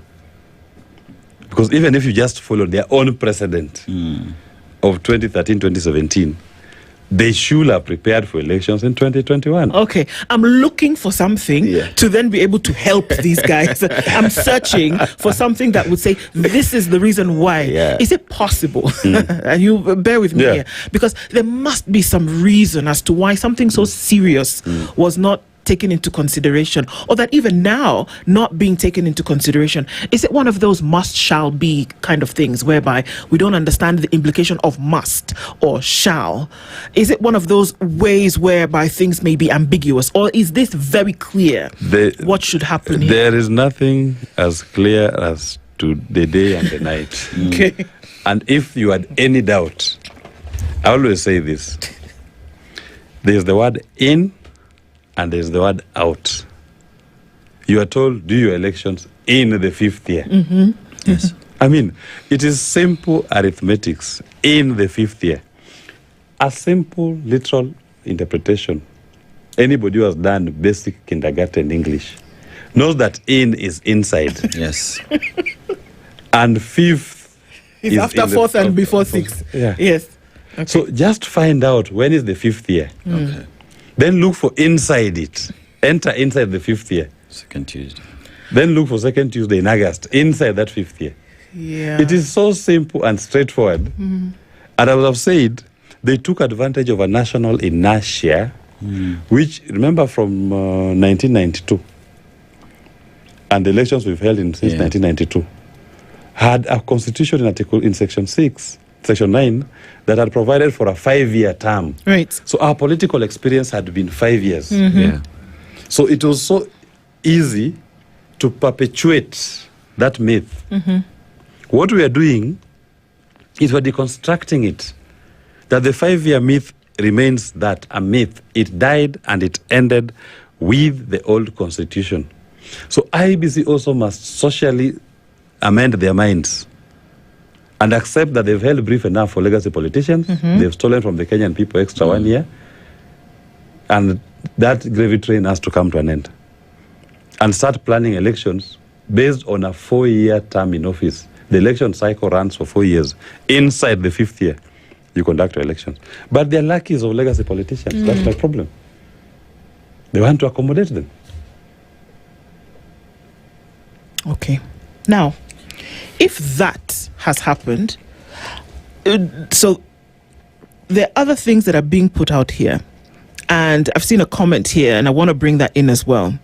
One of the issues, because whether you choose to accept it or not, this is what the Constitution actually says. What do we expect? I mean, you've already said that you expect IEBC to make an appeal. You expect IEBC to also then come out and say, based on what the courts have said, this is what we are planning for, whether we want to do it in 6 months, 3 months. But the court has said that after 2027 is when now we will set the precedent for this. But doesn't that just prolong the time or take us back to the time whereby the Constitution prohibits, number one? Number two, in the interim, what do we expect IEBC to do in terms of making an announcement, making an acknowledgement, and if they don't, what happens? This constitution does not belong to IEBC. It's a document of the people of Kenya. The greatest responsibility is not even on IEBC. It's on the people of Kenya. Because if you are going to rely on these captured institutions, people are lackeys of legacy politicians, to actualize your constitution, I'm sorry. It is the Kenyan people who must take ownership of this and put pressure on legacy politicians and the institutions. Eternal vigilance, as I said, must vest in the people of Kenya. But if the people have decided to become accomplices, that they are going to acquiesce to this, that will ignore our constitution and life goes on. David Maraga, former Chief Justice, during Uhuru's time, ordered for dissolution of parliament. Uhuru ignored it. The Kenyan people are okay with the legacy politicians continuing with that nonsense. You see, that's why I ask, are you victims or accomplices? I do believe the majority are victims. My people suffer for lack of knowledge and understanding. But the reverend lawyer will do his duty to open your minds.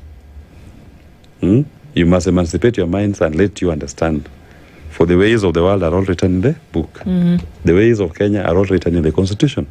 So take your time to understand and to amplify the message of the Constitution. But over-reliance on these legacy politicians and their lackeys, you'll just end up undermining our Constitution. We're in a new phase. It's a 4-year term in office. Every 4 years, sovereignty goes back to the people. So now where I sit today, midnight to night, the sovereign power that was donated on the 9th of August 2022 goes back to the people. Goes back to the people. And we're in a temporary phase where people are just but a transitional government sitting in office to facilitate an election process being conducted, where the sovereign will have an opportunity to exercise his franchise. Article 1 of the Constitution, all sovereign power belongs to the people, and it can only be donated in a manner prescribed in the Constitution. They can exercise that sovereign power either directly or through democratically elected representatives. Those democratically elected representatives, their mandate lapses at midnight. As per the Constitution. We live as well in a country where court orders have always been ignored. They've been disrespected. As we move forward then, Wakili, in this temporary incumbency that begins tonight, how do we ensure that this court order is upheld? This court order must be upheld. And the point is this. To the extent the court has given them accommodation, we expect IEBC to come up with a quick elections operations framework that ensures the people's sovereignty exercised at the first available opportunity. And the people of Kenya must demand for it. Otherwise, going forward, this is like a junta. We have a junta republic. Junta that does not have full sovereignty, but accommodated only by the court to allow the people to enjoy an opportunity to donate back their sovereignty. The suspension given by the court does not take away the finding of the court. The findings of the court are that elections are on the 11th of August 2026. To have this knowledge is definitely important. Wakili Willis Otieno, thank you for being here with us this morning. It's going to be an interesting couple of days to see how this actually plays out, but that to know what the Constitution says and to live by it is important. Asante Sana for joining us this morning. Good morning. Our conversations continue. It's 8 a.m. From around the world, 94.4 Spice FM.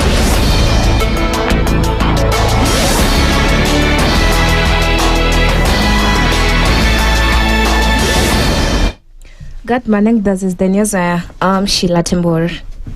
Nairobi Senator Edwin Sifuna has criticized the Vision 2060, saying President William Ruto's time in office is nearing its end. Sifuna also faulted Kisumu Governor Professor Anyang' Nyong'o for presenting the plan to President Ruto before the next general election, saying he would have waited until after the polls. He argued that young people should play a critical role in shaping plans of the country's future rather than leaving such decisions to a current generation of leaders.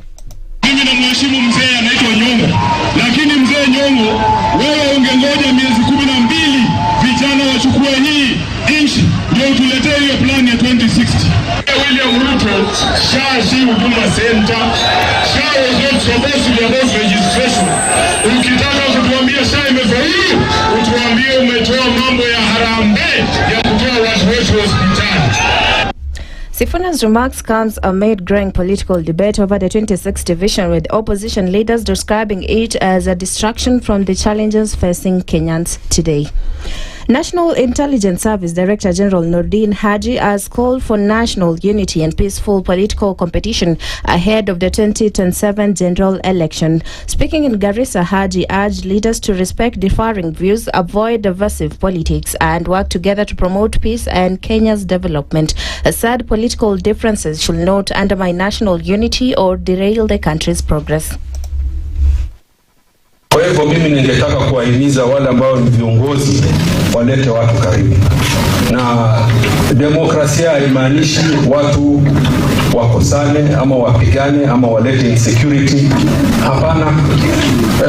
Na pia kukhalifiana sio kupigana. Kila mtu anaweza kuwa na maoni yake tofauti. Na watu wanatakana wakae chini wakubaliane. Na kwamba mwisho kaunti yetu ni kaunti ya Garissa, lazima tuweke amana na lazima tushikane pamoja ili tuweze kuleta maendeleo. President William Ruto and ODM leader Oburu Oginga are expected to lead a 2-day retreat of Kenya Kwanza and ODM leaders in Naivasha to strategize ahead of the 2027 general election. The meeting comes as opposition leaders intensify efforts to form a united front against Ruto. Leaders allied to the broad-based government are expected to discuss political strategy, coalition affairs, and legislative priorities.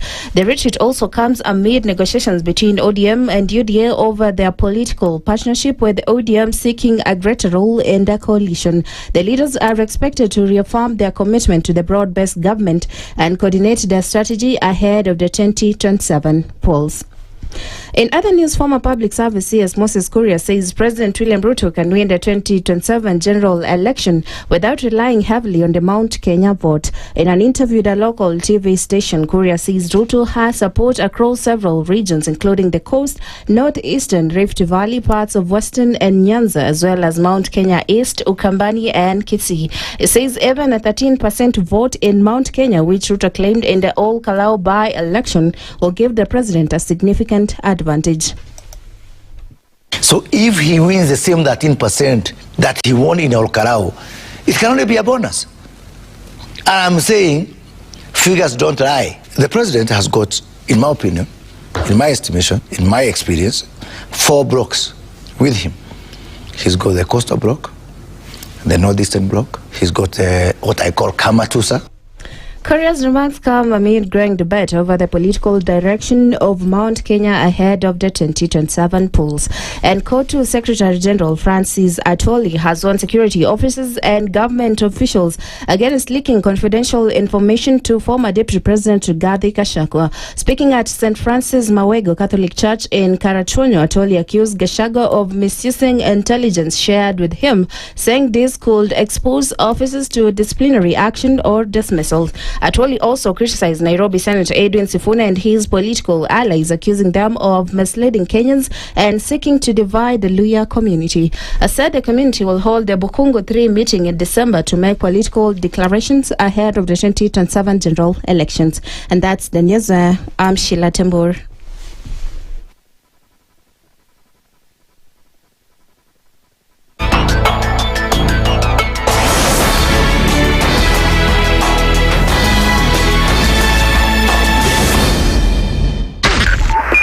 .5 Spice FM, Kisumu.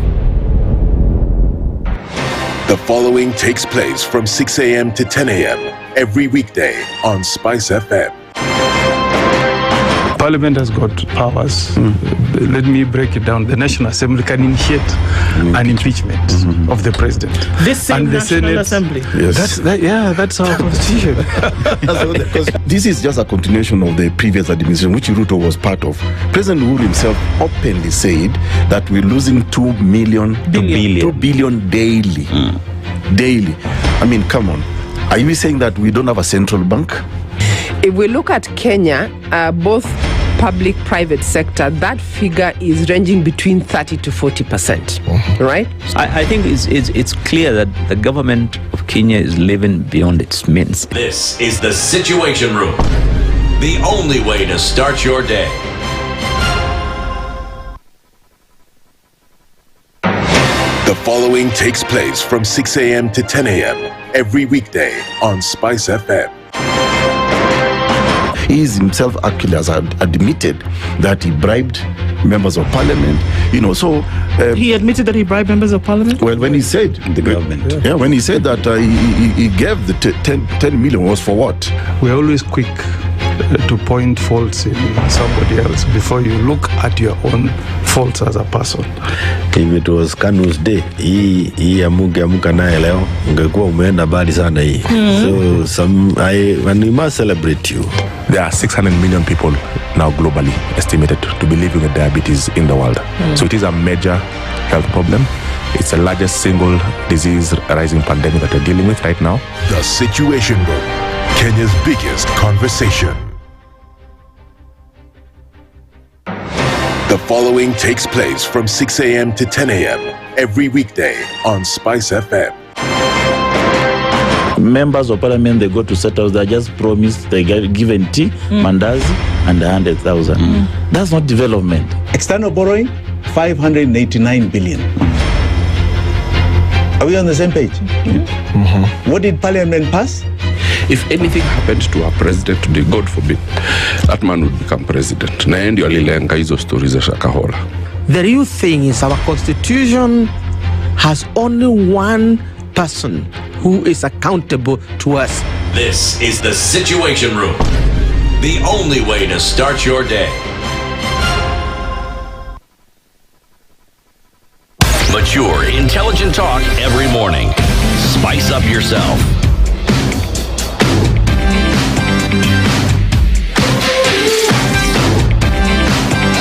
Mornings done right.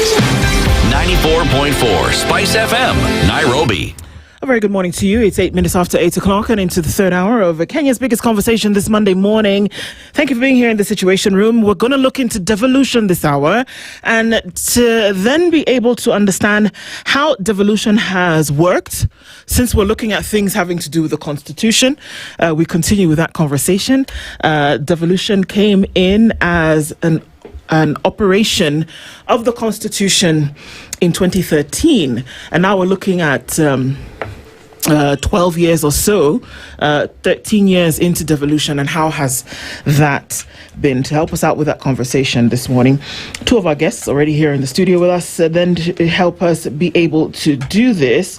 Kev Ocedo is the Executive Director of the County Governance Watch, and is in the hot seat this morning. Good morning. To you too. How are you doing? Not bad. Karibu sana. Asante. Good to have you here. Asante. The Honourable Joe Kigara is the Member of Parliament for Ngenda Ward, Gatundu South, and the Minority Leader of Kiambu Assembly. Good morning.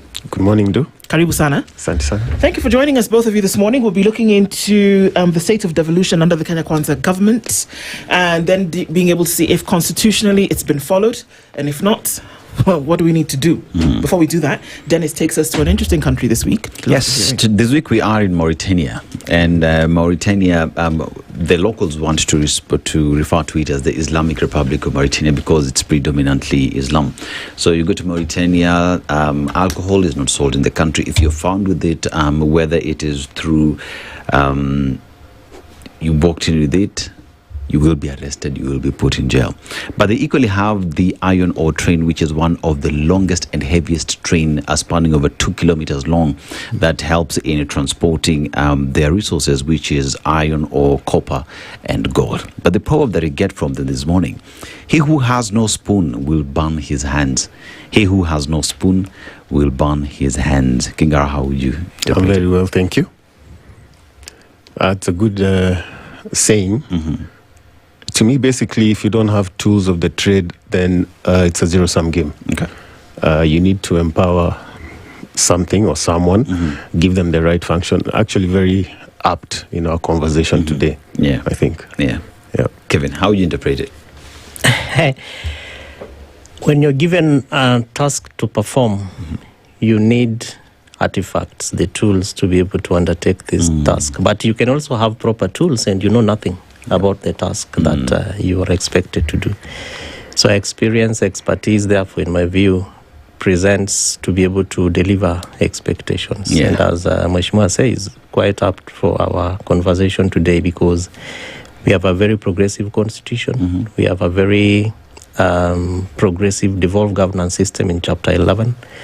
But have we really been able to achieve what the Kenyan citizens expected on August 10th, a day like today? Thank you. Well said. We'll interpret it as sentence. All right. Well, let's give a bit of an overview in terms of devolution. Since 2013, even after the promulgation of the constitution, of the new constitution, and then it took a little bit where everybody got into tow, governors, senators, county assembly, then started and practiced the mandate up until 2026.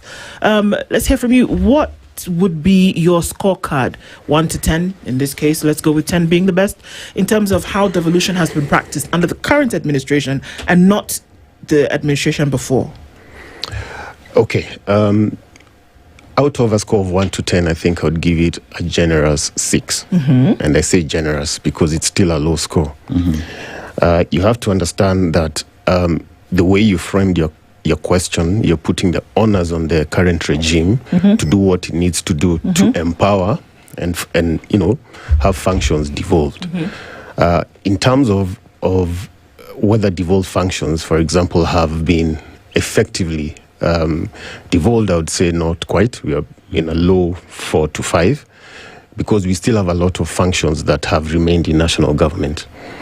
And when that happens, of course, resources don't follow the functions, and then you have a scenario where counties are expecting to undertake their constitutionally mandated functions without resources following.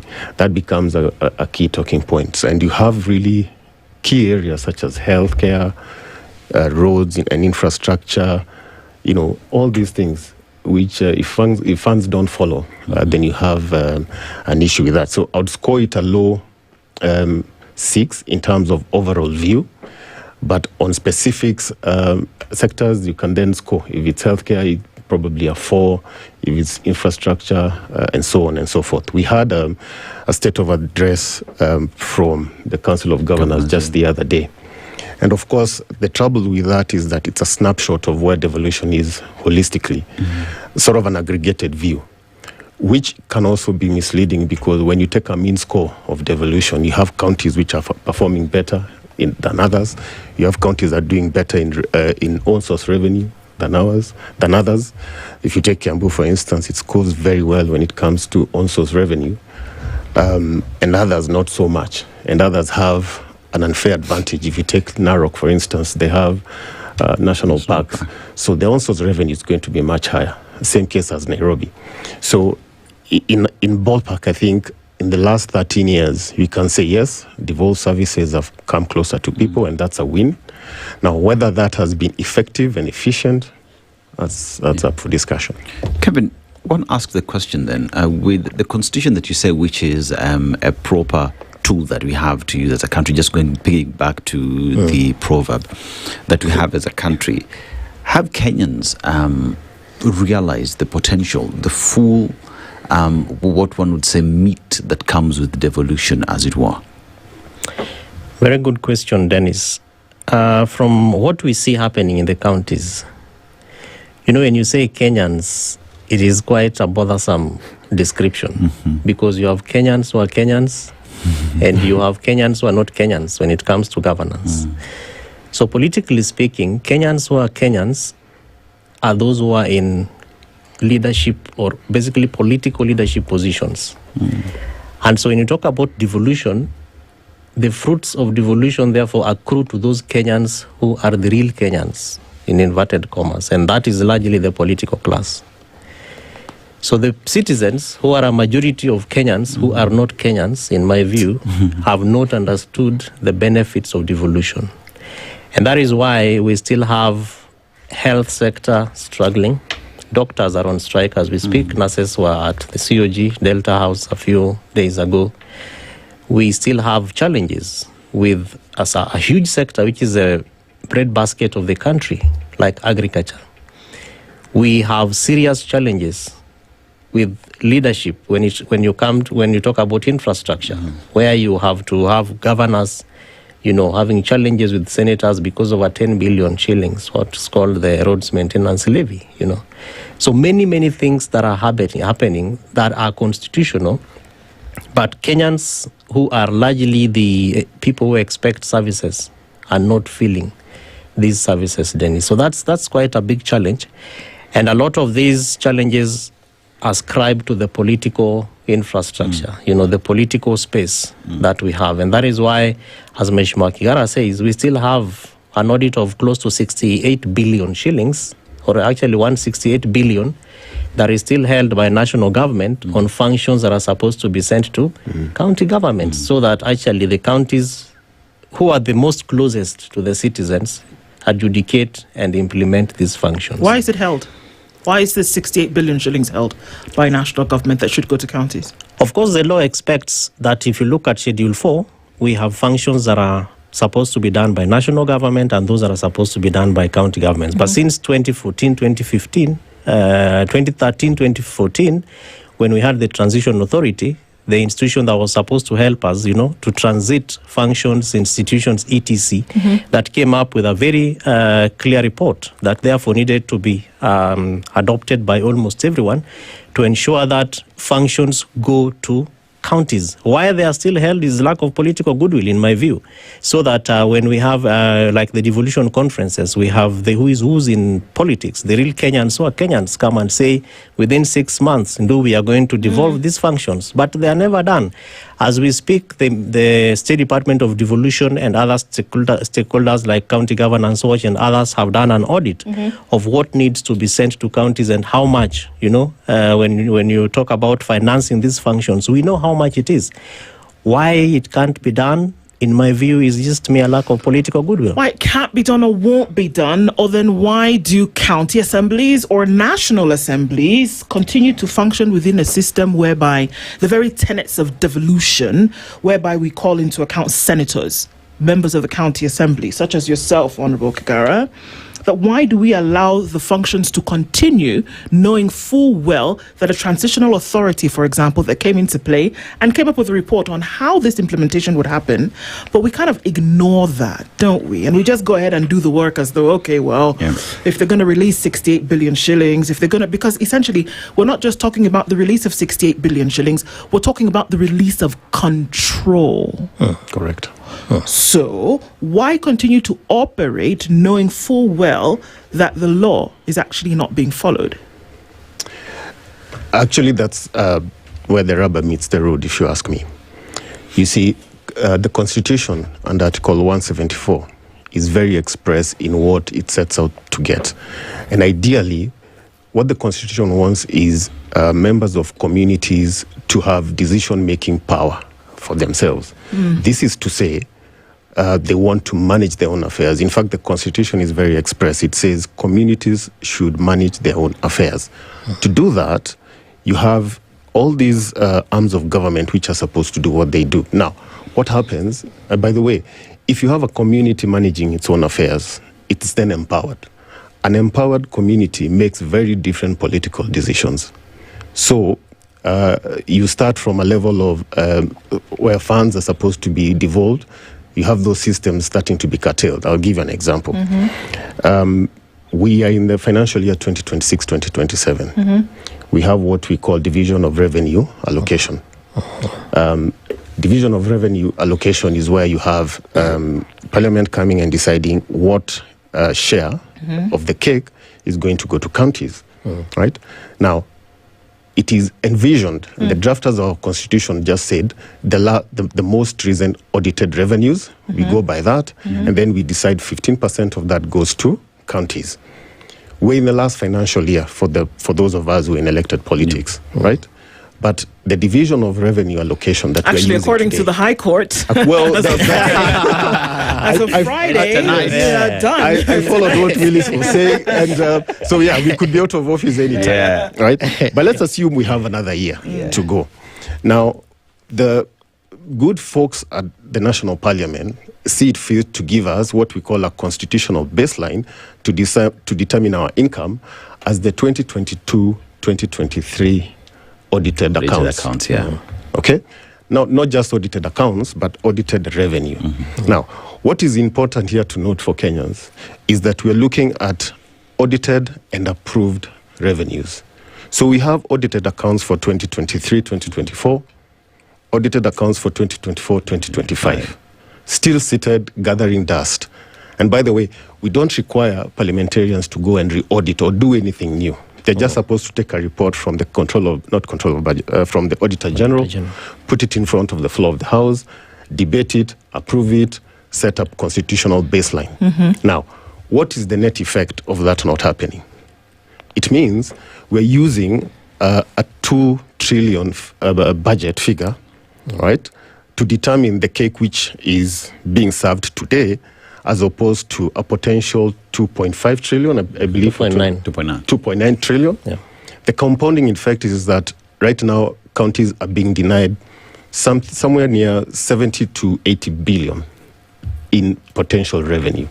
Now, when we talk about empowering communities and funds following, we do public participation when we want to do development. We go right to the village, you ask people, what are your priorities? And they'll say, we want a bridge here, we want a level 2 hospital here, we want our roads graveled. But when you look at the resources which are supposed to come, we are saying, look, the economy hasn't grown from 2022. We're in 2026, 2027 financial year. But you're telling those folks, we really can't afford some of these things because the figures of 2022 say, we don't deserve. When you don't give counties their projected, let's call it 75 billion, give or take, you're basically saying a whole month worth of exchequer releases. Actually, it's about a month and a half. If you compound that, you're basically saying Kiambu, for instance, gets about 1.1 billion. You're saying we are less about 200 billion worth of services. That's a whole vote line that can take care of nurses alone, right? Yes. So I don't understand how this megalomaniac way of doing things in Parliament is being allowed to thrive, essentially curtailing services to counties. So, Kevin, is it by design? Because just based off the audited accounts, right, we are still operating with 22, 23. Yeah. So is it a question of no one has seen the need of amending that clause to say perhaps it is for the last financial year? Because now when you say the last financial year, it is immediate, you know what I mean? So it is a question of perhaps then Council of Governors and other stakeholders, senators as well, pushing amendment of the law to say the last year's account, the previous account, because then counties would be rightfully being given that which belongs to them. But that notwithstanding, then, who's to blame here? Or is it by design that we choose to overlook that aspect? Dennis, the challenge that exists is the capacity of who is going through the last audited accounts. You see, there is last financial year's accounts, and there is a last audited accounts. And that is what the law says. That's what the law expects, that you engage with the last audited accounts. And we have a whole unit. We have within Parliament what is called the Parliamentary Audit Office. That also sits within the Parliamentary Budget Office.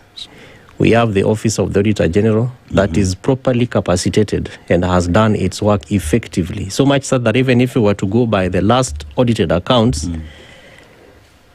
we would have them 2026, 2027, because the Auditor General has done her work effectively.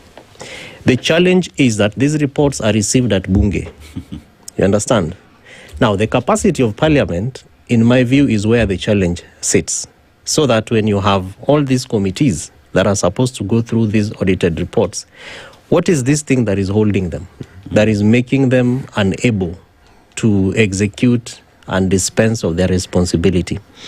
And so if we can be able to probably review that particular process, and if there is a need for an amendment, maybe have a mechanism that also allows other interested parties, so that parliamentary assessment of the audit report is not a necessity as a requirement for the budget process. Because as it is right now, the law expects that we sum our budget on the last audited accounts, which now, of course, is 4 years behind. I also know the kind of efforts that are going on to be able to fast-track this process, working with, of course, the National Treasury, the Auditor General, and the kind of capacity that is being boosted within these offices.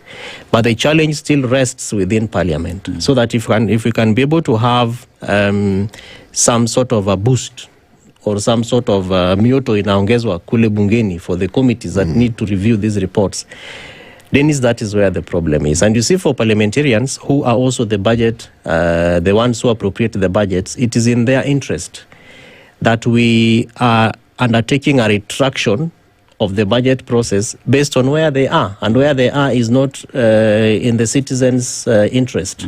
Remember that the people we are talking about have agencies or mechanisms like NGCDF, etc. They might not be interested so much in what the counties are losing, that therefore make it so hard for the county governments to deliver services to the people, because that is not a conversation that they want to have.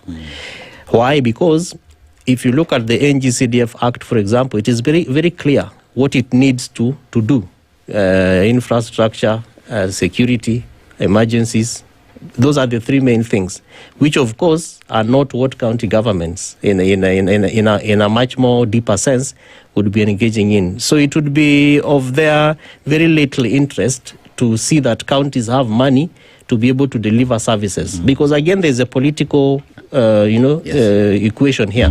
There are parliamentarians, MP, National Assembly reps who want to be governors, who want to be senators, etc. Now, we have to get to a level where we agree that there is a point in time when you cease being a governor, you cease being a senator, you cease being that elected leader. What kind of legacy do you want to leave? One. Number two, when you ultimately retire and you go to the village, do you want to get to levels where there is no health care? Do you want to get to levels where there are no roads like what we are seeing right now? So it should be, and it must be, in my view, in the interest of every politician to ensure that what the law says works, and that everybody's hands is on deck to ensure that we give the best to Kenyans. So in short, therefore, again, political goodwill. There is no reason why parliamentarians should dilly-dally on reviewing the reports that are therefore supposed to be used to ensure that we have proper appropriation of budgets. When are we going to have a stop? Because is it possible to work in devolution, for example, and then be apolitical? Because oftentimes we'll keep saying, the politics of the day matter. Can I be bold enough to say that it shouldn't? Of course. That there is a constitution, it's in black and white, what says needs to be done. There are budgets, there are laws that are made. Why do we always want to spice or pepper the function with politics? Can we just, there's room for the politics, which we've seen very clearly happening.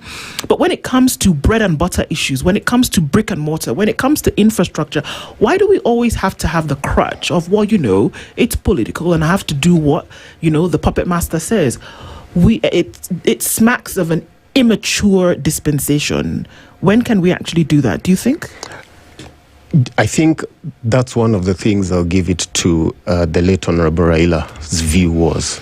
Baba had this point that for effective governance to happen, all arms and articles of Constitution have to be respected.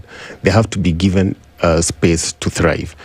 Baba's view was very clear. He said, look, counties are not here to simply exist. They have to be empowered. They have to thrive. And to that effect, immediately actually after this Kenya Kwanza government took over, you remember there was the NADCO thing, because Kenyans were up in arms and said, look, the cost of rising is unsustainably high. So sit down, Kalonzo Musyoka, Kimani Ichung'wah, sit down and come up with views in which we can propose to government to improve this.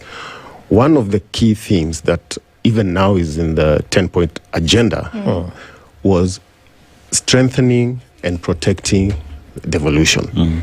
It has always been there. Baba has always talked about this. Even during BBI's time, he said, look, if we're going to improve lives of people, we have to protect, actually, and respect what devolution stands for. He was very clear that this goes all the way down to communities. Now, Kevin is talking about goodwill, and this is what we're talking about. Today, the good friends at Parliament are in Naivasha sitting down to discuss ways to improve Kenyans' lives. Okay? In that, one of the things to discuss there was devolution, because it was in the 10-point agenda. Granted, the broad-based government takes a different view of things. It's like, okay, we're going to look at more political. But if they are keen, devolution should be one of the things they look at. Now, if you drill down to specifics, they'll tell you, look, we've even done what Raila's recommendation was in NADCO, at the very least give counties 20% of the revenue. But you're giving them 20% of old revenue.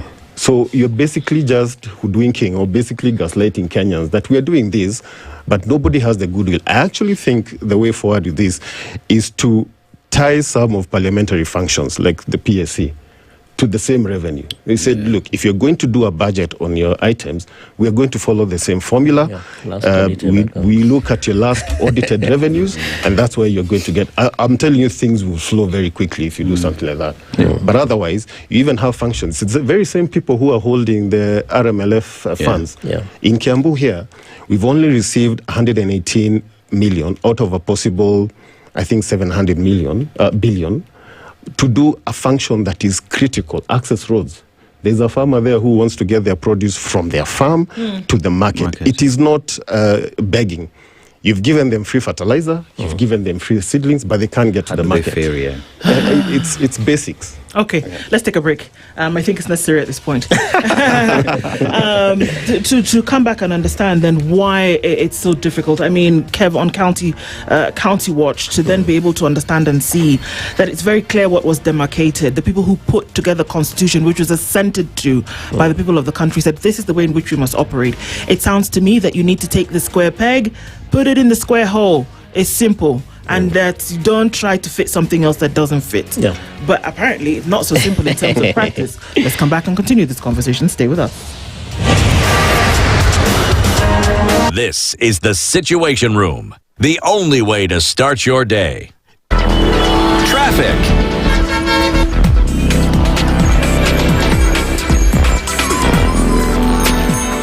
All right, taking a look at what's going on with traffic this morning. We're still in traffic hour this Monday morning, and we have some of that coming in on North Airport Road.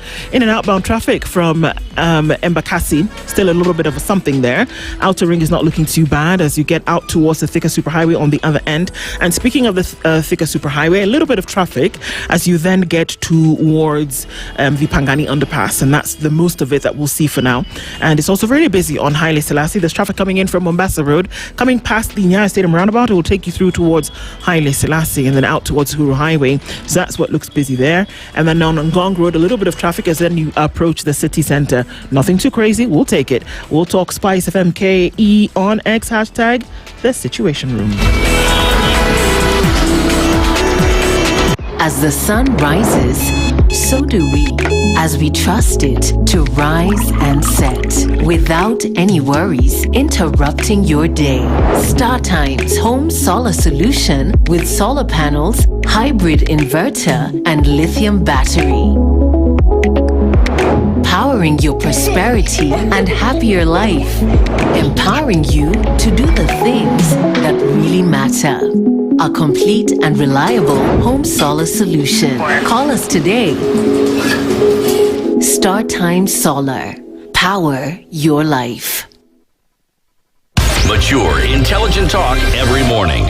Spice up yourself.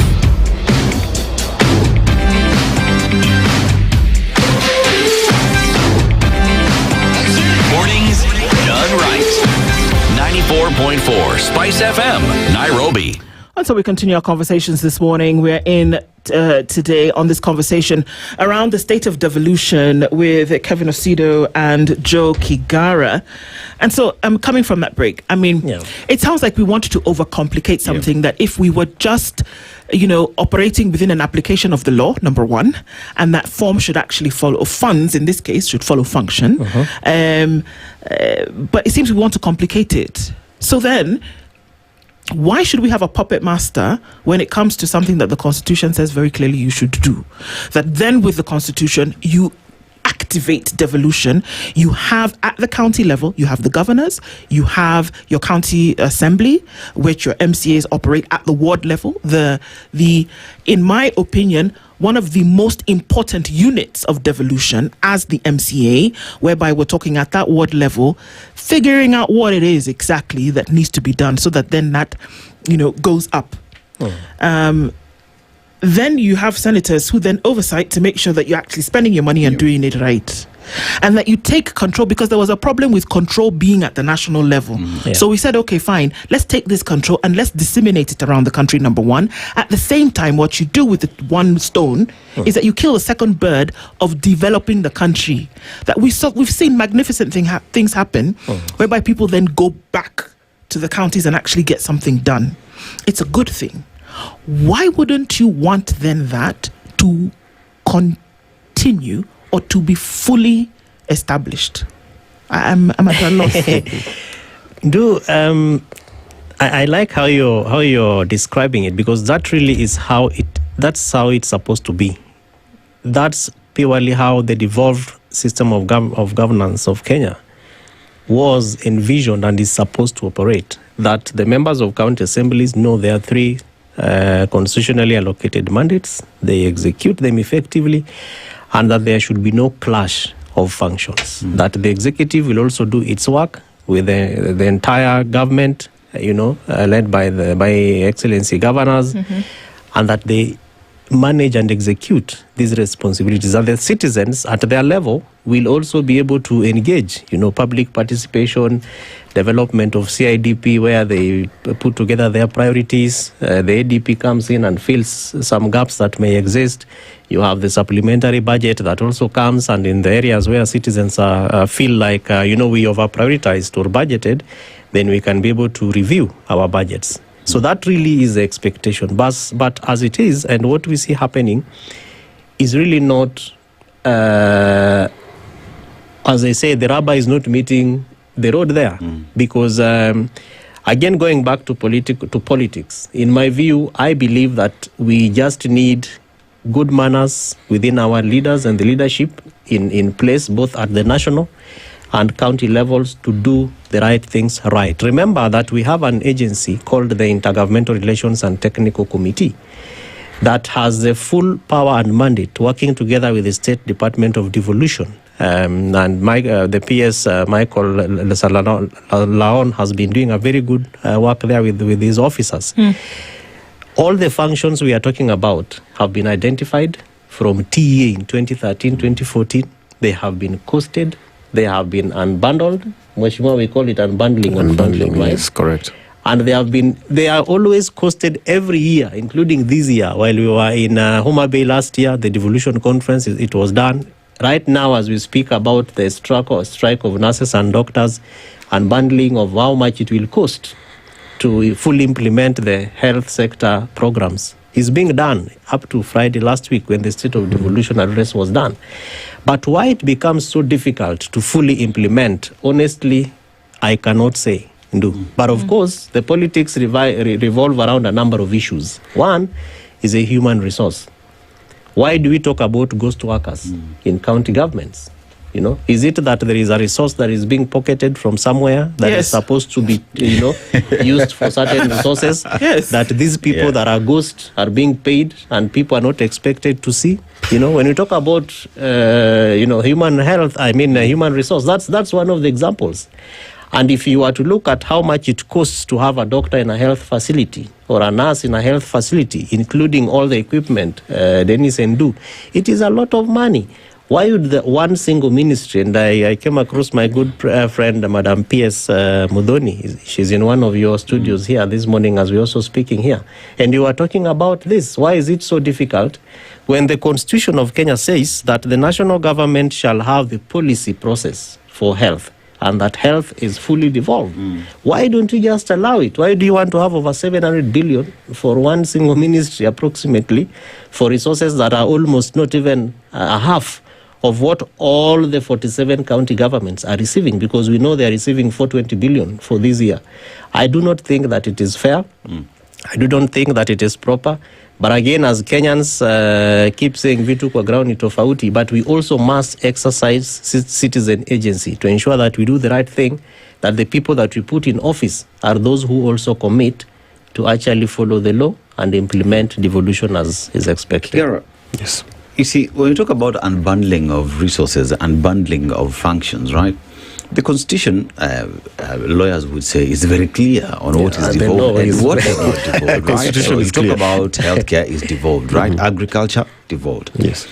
But these functions predominantly have remained at the national level, which then I'm just asking a simple question then. For all these years, since 2013, have we been presiding over an illegality? Because if functions that ought to be handled by the counties are being held by the national government, that's an illegality because it's parallel to what the Constitution says.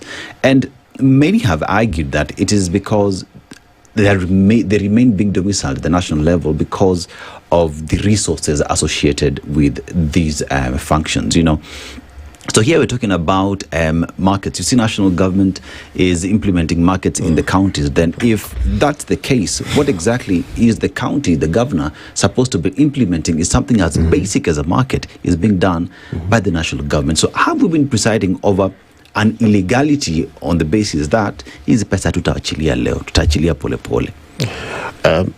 Dennis, I started by saying an informed people make very different political decisions. And so you can argue that you do not want to expressly empower people to that level that we are talking about today, because tomorrow they will wake up and make very different political decisions. And it's actually worse than how you're describing it. If you look at, for example, agriculture is a function that is fully devolved. Yes. Fully. Yet, the Ministry of Agriculture has, in the national government, has a budget of about 86 billion. 86 billion. Now, of one of the functions that they will tell us they want to do is a program called vaccination of livestock. Why? Because we want our cattle and lamb to be export grade. Okay? Fantastic. We understand that. Fine. The trouble is, when you then come to the county and you have all structures, you have chief officers, directors, veterinary doctors, who can do the same function. And by the way, the Department for Livestock came and said, look, we need about 5 billion to vaccinate about 20 million livestock, right? You look at the budget item, first of all, I argue they should not be having that 86 billion in the first place. But they have now a function that requires 5 billion, which is not in this budget anyway. We tried to look for it, we couldn't find it, but it's there. Now, look at the flip side of that, healthcare.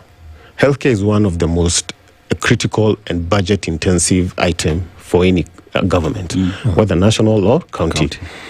Now, healthcare, national government only takes care of referral hospitals, which are about, 6 referral hospitals in the country? They're around 8 now. About 8. We have some additional. You have about 37 to 40 level 5 hospitals and almost 1,000 level 4 hospitals in the country. The sheer work, the sheer responsibility entrusted to counties is so overwhelming that you can't tell me that you're happy to devolve partly a healthcare function to counties so that they can manage human lives. But for vaccination, for cattle, that's where they draw the line. This one is a national importance issue. We will do the injecting of cattle. But for human beings, this one you can take, and we'll give you 480 billion. By the way, the wage bill alone for healthcare workers in counties is about a quarter. Whatever we get, whatever counties get, a quarter of that goes to paying healthcare. And they're still striking because they're not getting their dues because of CBAs and everything else. But it is so intensive that I don't think the government has a clue on the impact of not seeing through some of these functions. You know, the other day I had a cabinet secretary. Really? Yes, I don't think they do. The other day a cabinet secretary stood up and said, look, he was in Kiambu and said, look, Kiambu should be aligned to the government of the day, because if you do that, we'll be happy to step in and help in things like drainage. But that's directly against the tenets of the Constitution, whereas devolution is concerned. It's directly against. It says very clearly, and I'm going to put it in layman's terms, that why you have this in the first place is so that very thing that you said does not occur. That you don't have to buddy up to the governments of the day for drainage to happen in a county. That it was done so that drainage could happen in a county. So this is where they're trying to hoodwink Kenyans. Do, because when you come and first of all, it's not in your docket to say that. It's not even anywhere near national government. Neither does it have a budget to do that in the first place. But for reasons best known to themselves, they will stand in front of a podium and say, this is what you need to do so that we can, you can be a friend of the government and you can get better resources. It is, and this is a cabinet. Why I bring up this example? Because this is an individual who sits in the cabinet and looks at the president and says, this is probably what I think we should do. This is very worrying for me. You see, part of what I think is happening, and we were in Garissa last week, and we were talking about some of this, what is called the Devolution Sensitization Week. And I raised this question with some technical practitioners there, and we all agreed that when you devolve these functions the way we are envisioning them, then the president of the day who is campaigning would have no election agenda. Because remember that the Constitution devolved what really matters to the common person. So kiosks matter to the common mamamboga, roads matter a lot, health, education, If you fully give this to counties and governors, the president, you go to Siaya where I come from, he or she would have no reason. There is nothing you are telling people you want to do. But when you therefore muzzle counties and you make it look like the county governments are incompetent, that you have to come and launch kiosks like Dennis is saying, then of course the mamamboga there might imagine that it is the president who actually constructed the kiosk and not my MCA, not my governor, not the local leaders. And sometimes we think that is really the biggest hitch that we have when it comes to transfer of functions and, Schedule 4 and even the funds, the resources that are still held by national government, that the president might not have a reason to want to go and campaign in Lamu when everything is being done by the local leadership. So is it by design? So is it by design to withhold some of this control? Because again, we've already said that it's not the actual shillings that you're holding. What you're doing is that you're holding control and power. Is it by design to say that, well, we're not going to release this? You may not say it outright. You may not, consciously make an effort to express it. But is it then not exactly what you're doing, whereby you say, yes, we should actually cede control, but we're going to hang on to this control so that I can still come back to you tomorrow, the people of Kwale, the people of Lamu, the people of Garissa, the people of Homa Bay, and actually say, you know what, we're going to build this road for you. Yeah, well, absolutely. We're going to do it for you because, it's been a long time coming. So you're going to look at me. That time I'm not talking to you about the Constitution. I'm not talking to you about devolution, because if you knew that it is actually the process and activation of devolution that should sort out this thing that you're doing, then I can actually tell you, well, you know what, I'm not going to come to a rally and listen to you. I have things to do. Precisely. Absolutely. This, and you see, and as it is, members of county assemblies like myself are always at loggerheads with the governor because we want to share the podium. Let's just be honest when it comes to development. Right? So we never want a scenario where we can say the governor has done this, but the MC has not done this. Right? But now it gets worse when you have the president come on top of all of us and says, I'm the one doing this. So everybody take a step back. We have money from affordable housing or whatever. We can do this for you. Take your money elsewhere. And remember that money has already been cut. So it's not what it should be anyway. But they'll say, we've given you more than enough. But because we're a good government, we will do this function for you. You go take your money elsewhere. And it's not your job. And it's not your job in the first place. So it's like, this is what you would call gaslighting. If you're talking to someone and you're just telling them, I can do this for you, but really, I'm nowhere near even delivering. What's the pressure that then MCAs and governors do get when Wananchi have bought to the idea that we are not getting development because we are not aligned to the government? How is the pressure then from the stakeholders, Wananchi who've given you the mandate? Well, I'll tell you there's pressure, for sure. Because some of us stand on principle. I will never go to a rally where the president is because I believe I'm going to be held accountable to whatever he says. So I just won't do that. Now, if that means then development will be seen not to be for the MCA and for the president, so be it. I have no problem with that. I will sit with my people and I'll explain to them, look, this is a function of county government. If the president wants to do it, let him do it. But remember, there will come another government which is going to possibly reverse all this. So it's better to understand what the law says when it comes to development, who's supposed to do what. By the way, remember, in all this structure, one of the person who's most disadvantaged is an MCA because everybody else has a kitty to do something. The governors can recover. If markets are taken from Kiambu and the president says he's going to build one in Thika and one in Limuru and everywhere else, the governor can take his market to another sub-county, right? But an MCA can never really say, okay, if these people are fighting on these functions, where do I take my kitty so that at least the people who elected me see something of value? Everything seems to be hogged. The limelight, the development limelight is being hogged by the governors, but mostly the president of the day. And that's why Kevin is saying, especially this financial year, you will see more and more of the president and his team saying, if you align, this is what we're going to do. We've already said we will do. Remember, they keep saying the first 4 years or 5 years are for promising. We'll promise this to Metenga. Now we are ready to implement. So give us another term and we'll do this. But Kevin, does both level of government understand that if the counties win, the national government wins? Is there that understanding that if we just devolve these functions, the counties get to do what it is they have to do, and we because we are the owners of the policy, we equally apply pressure to ensure that the counties just win and perform as expected? Is there an understanding that everybody will look good at the end of the day, or is it a question of even that which is the county, I must do it for me to look good? The latter is the right one. Okay. The kind of competition, Dennis, that we see. Remember earlier on I said that the governor is always, if you're serving 2 terms, you want to be senator. You are an MP, you want to be senator, you want to be governor.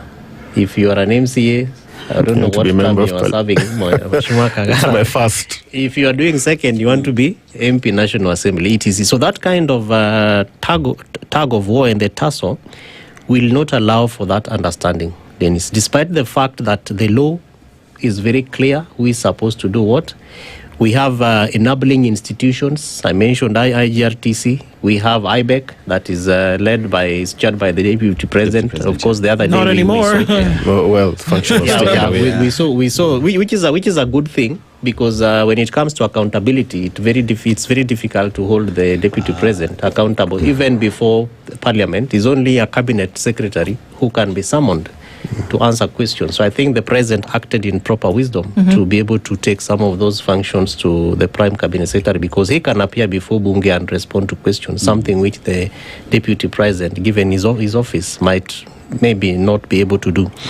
So you have IBEC, you have the summit that is chaired by the President, and together with all the 47 governors, all these conversations we are having here rest and are normally settled at that table. But the implementation aspect, even for MCAs, I liked it when the President said, I'm giving you financial autonomy in Homa Bay. And they actually signed the law to allow the MCAs to get their own budget. I don't know whether you are getting your money. It hasn't started. The budget hasn't been uploaded, but in principle, yes. Yeah, so we have very many good conversations that are supposed to provide an understanding, but when it gets to the levels of implementation, that understanding ceases at that point. And I think that for me, two things that might salvage this scenario is that, one, we must invest in civic and voter education. That Kenyans understand that when I see the President talking about markets in my area, that is not his responsibility. And that when it is ultimately done, I win, he wins, the governor wins, and all of us wins. I mean, all of us win. Of course, that might be different from the political face of it. So citizens, what County Governance Watch and others continue to do is to, provide that agency, give them information, empower them, let them know what is supposed to be done, including the budgetary allocations. Number two, our governance system, Dennis and Nduh, I think is quite tragic towards the constitution, because we envisioned a parliamentary system where then you have a ceremonial president. Every day we have handshakes that therefore tend to lead us towards a parliamentary form of government, where you therefore have you no longer talk about political parties. You talk about number of seats, that make laws, decide on budget, etc. But in a country where the President wants to run on a ticket that is competing with the ticket of the governor of a county, it will be very difficult to come and say, we have an understanding that you can do your things, you shine so that people vote for you, but my candidate in my party who is coming to campaign might not have anything to show for it. It becomes very difficult, therefore, which therefore leads us to the presidential form of government, where the more number of seats you have in MP, in Parliament, the better president you are. So you have the leeway to change laws, you have the leeway to, play around with budgets. That, I think, is also a tragedy to our constitution. And as we celebrate many years since August 10, 2010, I think it is important that as we also talk about audit of this wonderful document, we also look at our form of governance. Can we be able to have a mechanism that allows the kind of understanding that Dennis is talking about? As it is right now, the politics of the day will make it so difficult for different divergent opinions of elected leaders to sit on a round table the way we are sitting. But they'll be saying, wewe ni wa UDA, wewe ni wa ODM, wewe hukufanya handshake, wewe ni linda mwananchi, wewe ni linda this, linda that. I think that is not a proper environment for an understanding that needs to come from the leadership to deliver services to the people. Is there intent? Because I'll just go back to the law, whereby something could have happened, but in a trial, for example, oftentimes the intent will be prosecuted. That if you had an intent to do something, then we can judge you on that. But I almost feel that with devolution and its implementation, because we keep going back to implementation, that usually the politics of the day overrides this. And so there was never, for the majority, an intent to want to live out this devolution. Because had there been, because usually when we had a conversation that things don't go wrong, they start wrong. And so in the middle of it, you're not going to think that you can turn this thing to go in the opposite direction. So in the very beginning, if your intent was not to be an agent of devolution as constitutionally provided, then it's very difficult for us around about 13 years later to then come and say, can we? But no, if you didn't intend to do that, if you did it for your own political good, then sad to say, but we're not going to go anywhere. No, absolutely. I believe the intent was subverted from the get-go in many of the cases. There has been attempts to right those wrongs, in my view, and I quoted what BBI was trying to achieve. Empowerment of MCAs by having their own kitty. Everybody was to have their own kitty. Everybody who is elected, devolved governments get 35%, better structures of oversight. As it is, we still have very good structures of oversight. We have MCAs as the first level, we have Auditor General, we have the Senate. But even with those three structures, you still have ways of subverting the law. So it's clear to me that as long as we have a regime that does not want to see this through, it won't get done. And it's only going to get worse and worse because the next government will come and start and find a mess for the last 5 years, said, okay, by the time I write this mess, I will not be popular. Because once you start clearing a mess, you'll be told you are not seeing any development. You just do you first, and then we'll judge you for that. You remember when Kibaki came into power, the first thing he did for the first 2 or 3 years was to just clean government. There was no development going on. But he stood his ground, and by the time he was doing his second year, we could see infrastructure development, and he just wasn't talking, he was just getting on with these things. But he had people to support him, he had good cabinet secretaries, and I believe maybe that's why we went wrong. I mean, I can't say we lose hope completely. There's still hope. Absolutely. But probably not with this regime, if you ask me. Okay. Kevin Aseto is the Executive Director of County Governance Watch, joined by the MCA for Ngenda Ward, Gatundu South, and the Minority Leader of the Kiambu Assembly, the Honourable Joe Kigara. Thank you, gentlemen, both. There's still a long conversation to be had, but that we can still talk about it means that there's still hope. Sure. Good morning, 9 a.m. The latest news from around the world. 94.4 Spice FM.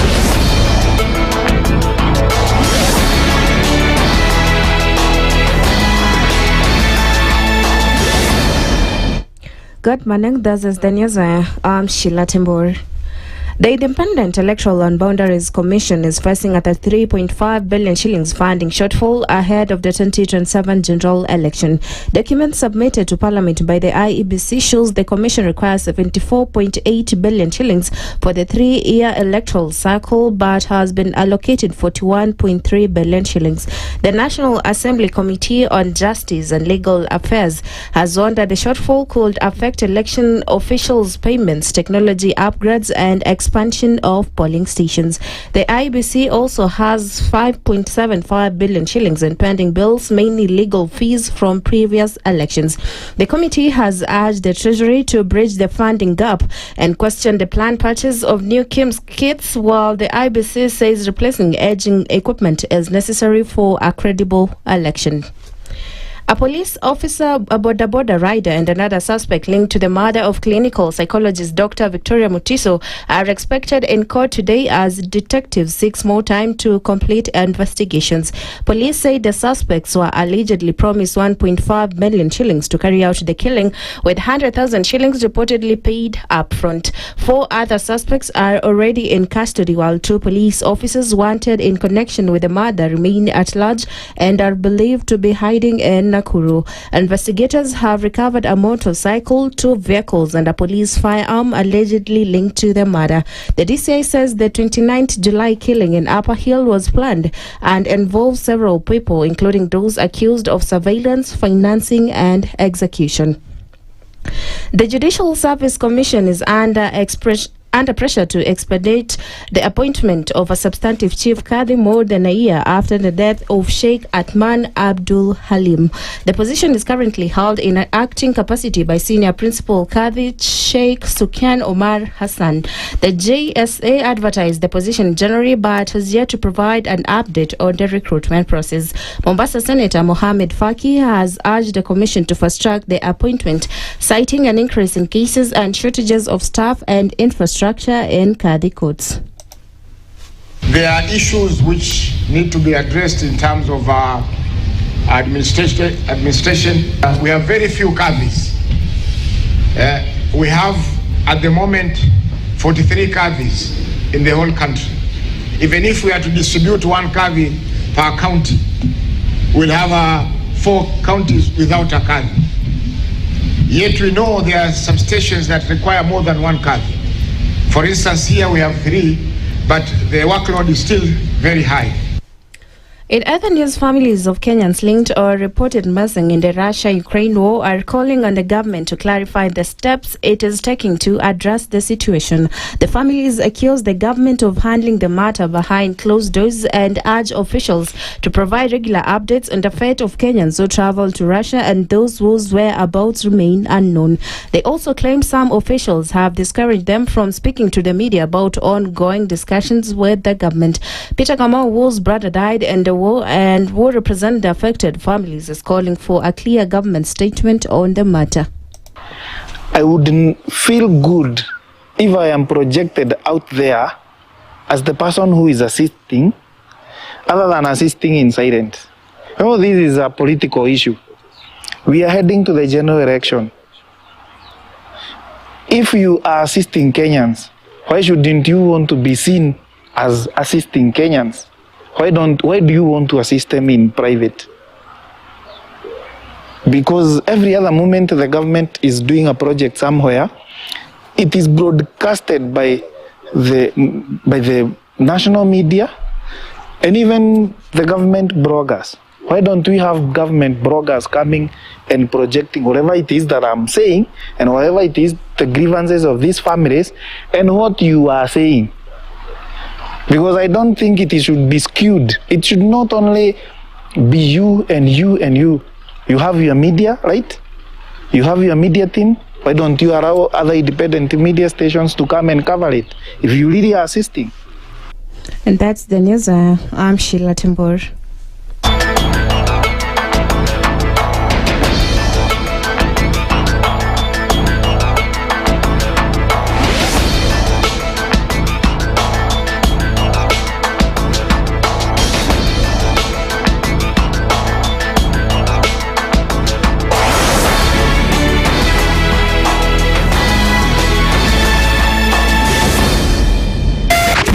.4 Spice FM, Nairobi. The following takes place from 6 a.m. to 10 a.m. every weekday on Spice FM. Parliament has got powers. Let me break it down. The National Assembly can initiate an impeachment of the president. This same and the National Senate, Assembly. Yes. That's our constitution. This is just a continuation of the previous administration, which Ruto was part of. President Uhuru himself openly said that we're losing 2 billion daily. Daily. I mean, come on. Are you saying that we don't have a central bank? If we look at Kenya, both public-private sector, that figure is ranging between 30 to 40%, right? I think it's clear that the government of Kenya is living beyond its means. This is the Situation Room, the only way to start your day.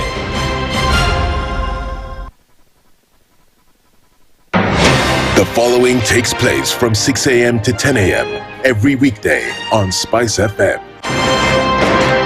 Presidency is fairly interesting in the sense that it will actually take us to a new consciousness. Swali zile watu waulizi na swali muuliza na shangala ni aje kwani huku kunaendaje? 30 billion shillings annually on travel alone in public service.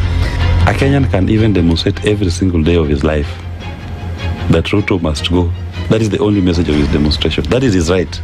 That bribe blinds the eyes of the wise and subverts the cause of those who are in the right.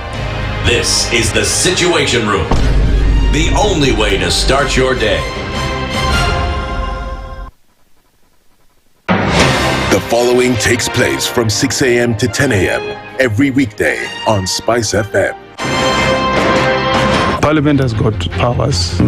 Let me break it down. The National Assembly can initiate an impeachment of the president. This same and the National Senate, Assembly. Yes. That's our constitution. This is just a continuation of the previous administration, which Ruto was part of. President Uhuru himself openly said that we're losing 2 billion daily. Daily. I mean, come on. Are you saying that we don't have a central bank? If we look at Kenya, both public-private sector, that figure is ranging between 30 to 40%, right? I think it's clear that the government of Kenya is living beyond its means. This is the Situation Room, the only way to start your day. Mature, intelligent talk every morning. Spice up yourself.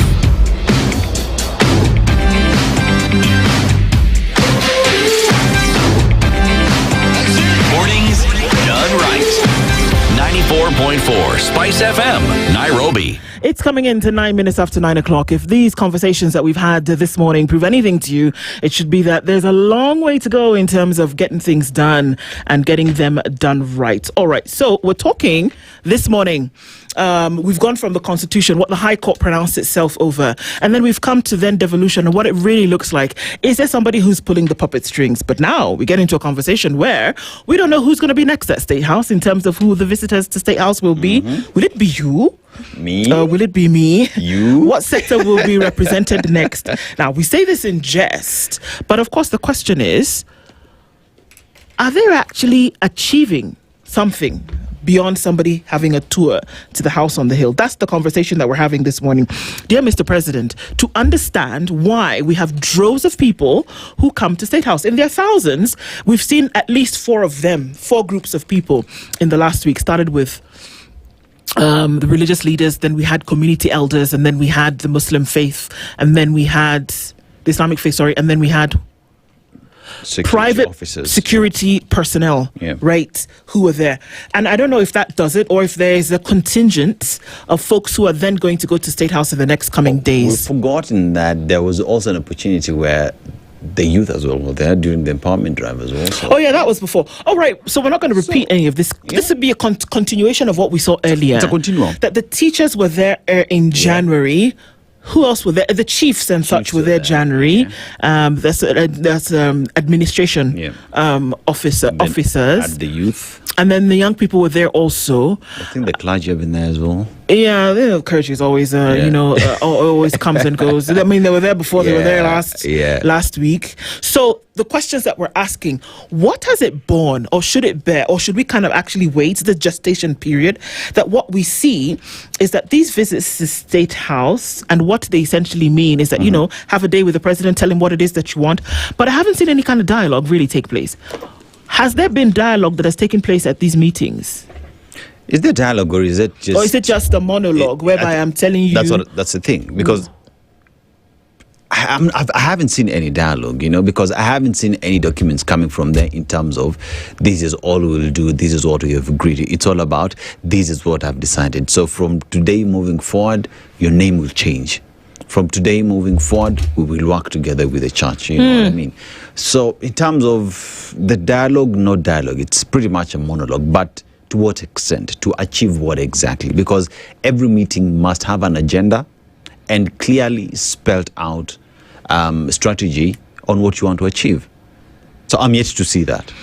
Okay. So the question that we're asking this morning as we talk to dear Mr. President is questions around this.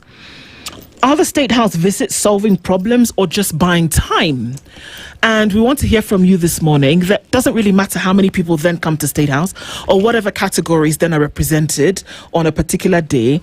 Are we having conversations about what needs to be had when it comes to the real impact of some of these things? We're going to hear from you this morning, and we're going to talk to you about that. We'll ask that you do call in.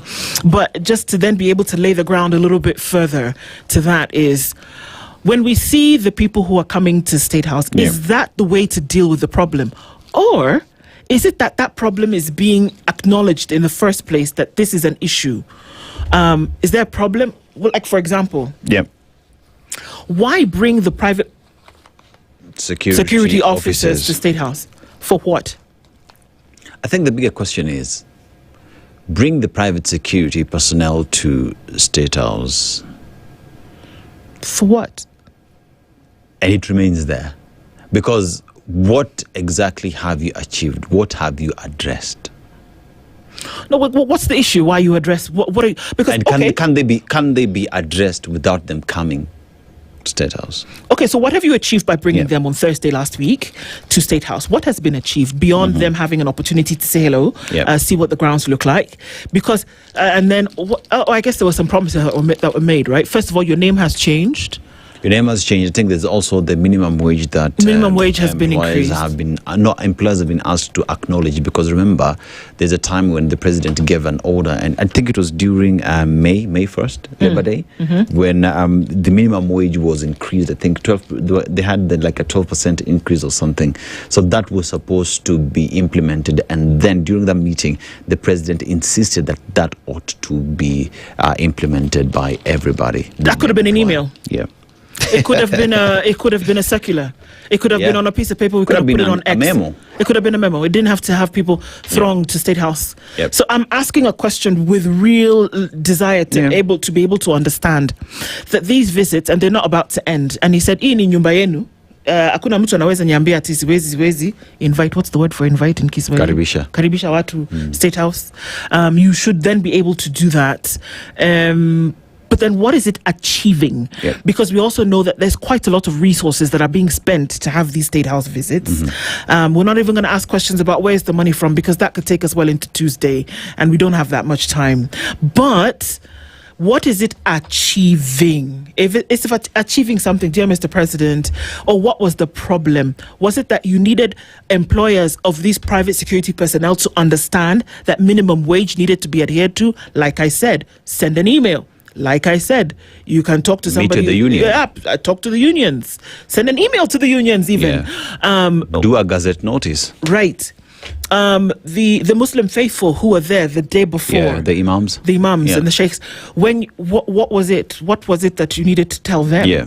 What was the problem that you were solving by having them? Or was it just a visit? Yeah. Or did you need to now pair them up with the meeting that you had the previous day or the 2 days before that with the religious Christian leaders? Could the meeting then as well be held, especially for the Muslim faithful, with the Chief Qadi? Because here, Chief Qadi is the one who speaks on behalf of the Muslims. He's the person who's directly connected to government. So could that communication as well go through the Chief Qadi, who would then delegate all that information and dispense it to all the imams to ensure that it gets to the Muslim faithful? Because guess what? In the absence of that clarity, all we are going to do then is say that these are political meetings to then curry the favor of Kenyans. Yes.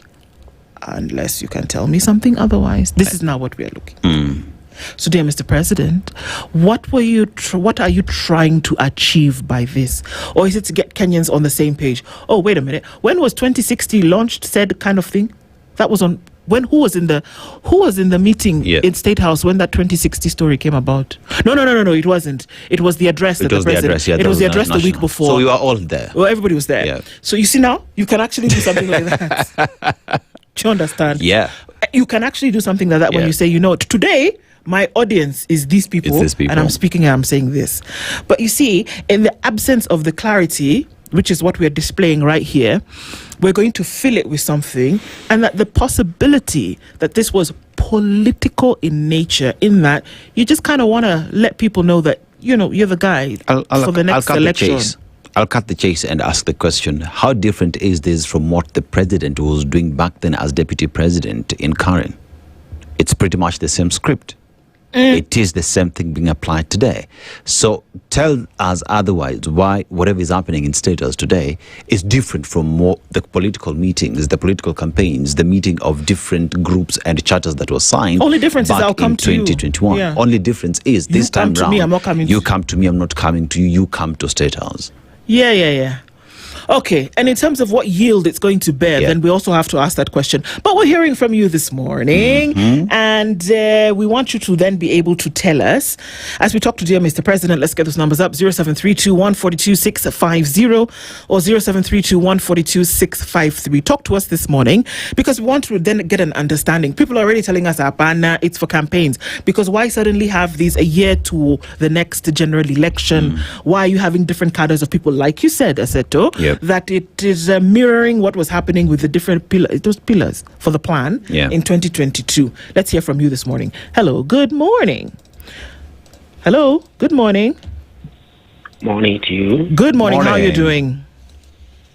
I'm fine. This is Onesimus Charles from Kilifi. Calling from Kilifi. All right, talk to us, Onesimus. What are your thoughts? Yes, I want to contribute something to do with that issue of President calling people to the State House. Yes. In the first place, I want to say that the idea is totally misleading. Why? Because you remember last time when the president was the deputy president by then, he used to call people at Karen, and the people believed in him. Now he is thinking that the same people he was calling, they are the same Kenyans, but this time around we are different. Reason, we have come to understand that he does not tell Kenyans the truth. Unlike there before, we believed he was telling us the truth. Now, the reason as to why we are going, or people are going to State House, because personally I cannot go, is simply because people are desperate. And actually people go there to collect cash. Okay. Two, the same strategy is using, it will make him fail and be defeated and go home. Reason, we Kenyans, we have made a decision. Even if he calls the 57 millions of us to State House, we will not change on our decision. And I'm talking as a Kenyan, as someone who has gone through the 3 years hardship, and I'm very sure it is not making any sense. Okay. Three, the issue of calling us to State House is a waste of resources, if I may say. There's a lot of money being spent on these particular days. For example, the time he called let me call them the guards, they went around 27,000 people. If you calculate that much by 10,000 each, that is around 270 million. That money should have done something else different. Okay. But anyway, to cut the story short, the point is we are not going to be misled by the misleading information from our president. We love him, but he is totally not in our heart anymore. Wow. Onesimus. Thank you. Thank you very much for your call this morning.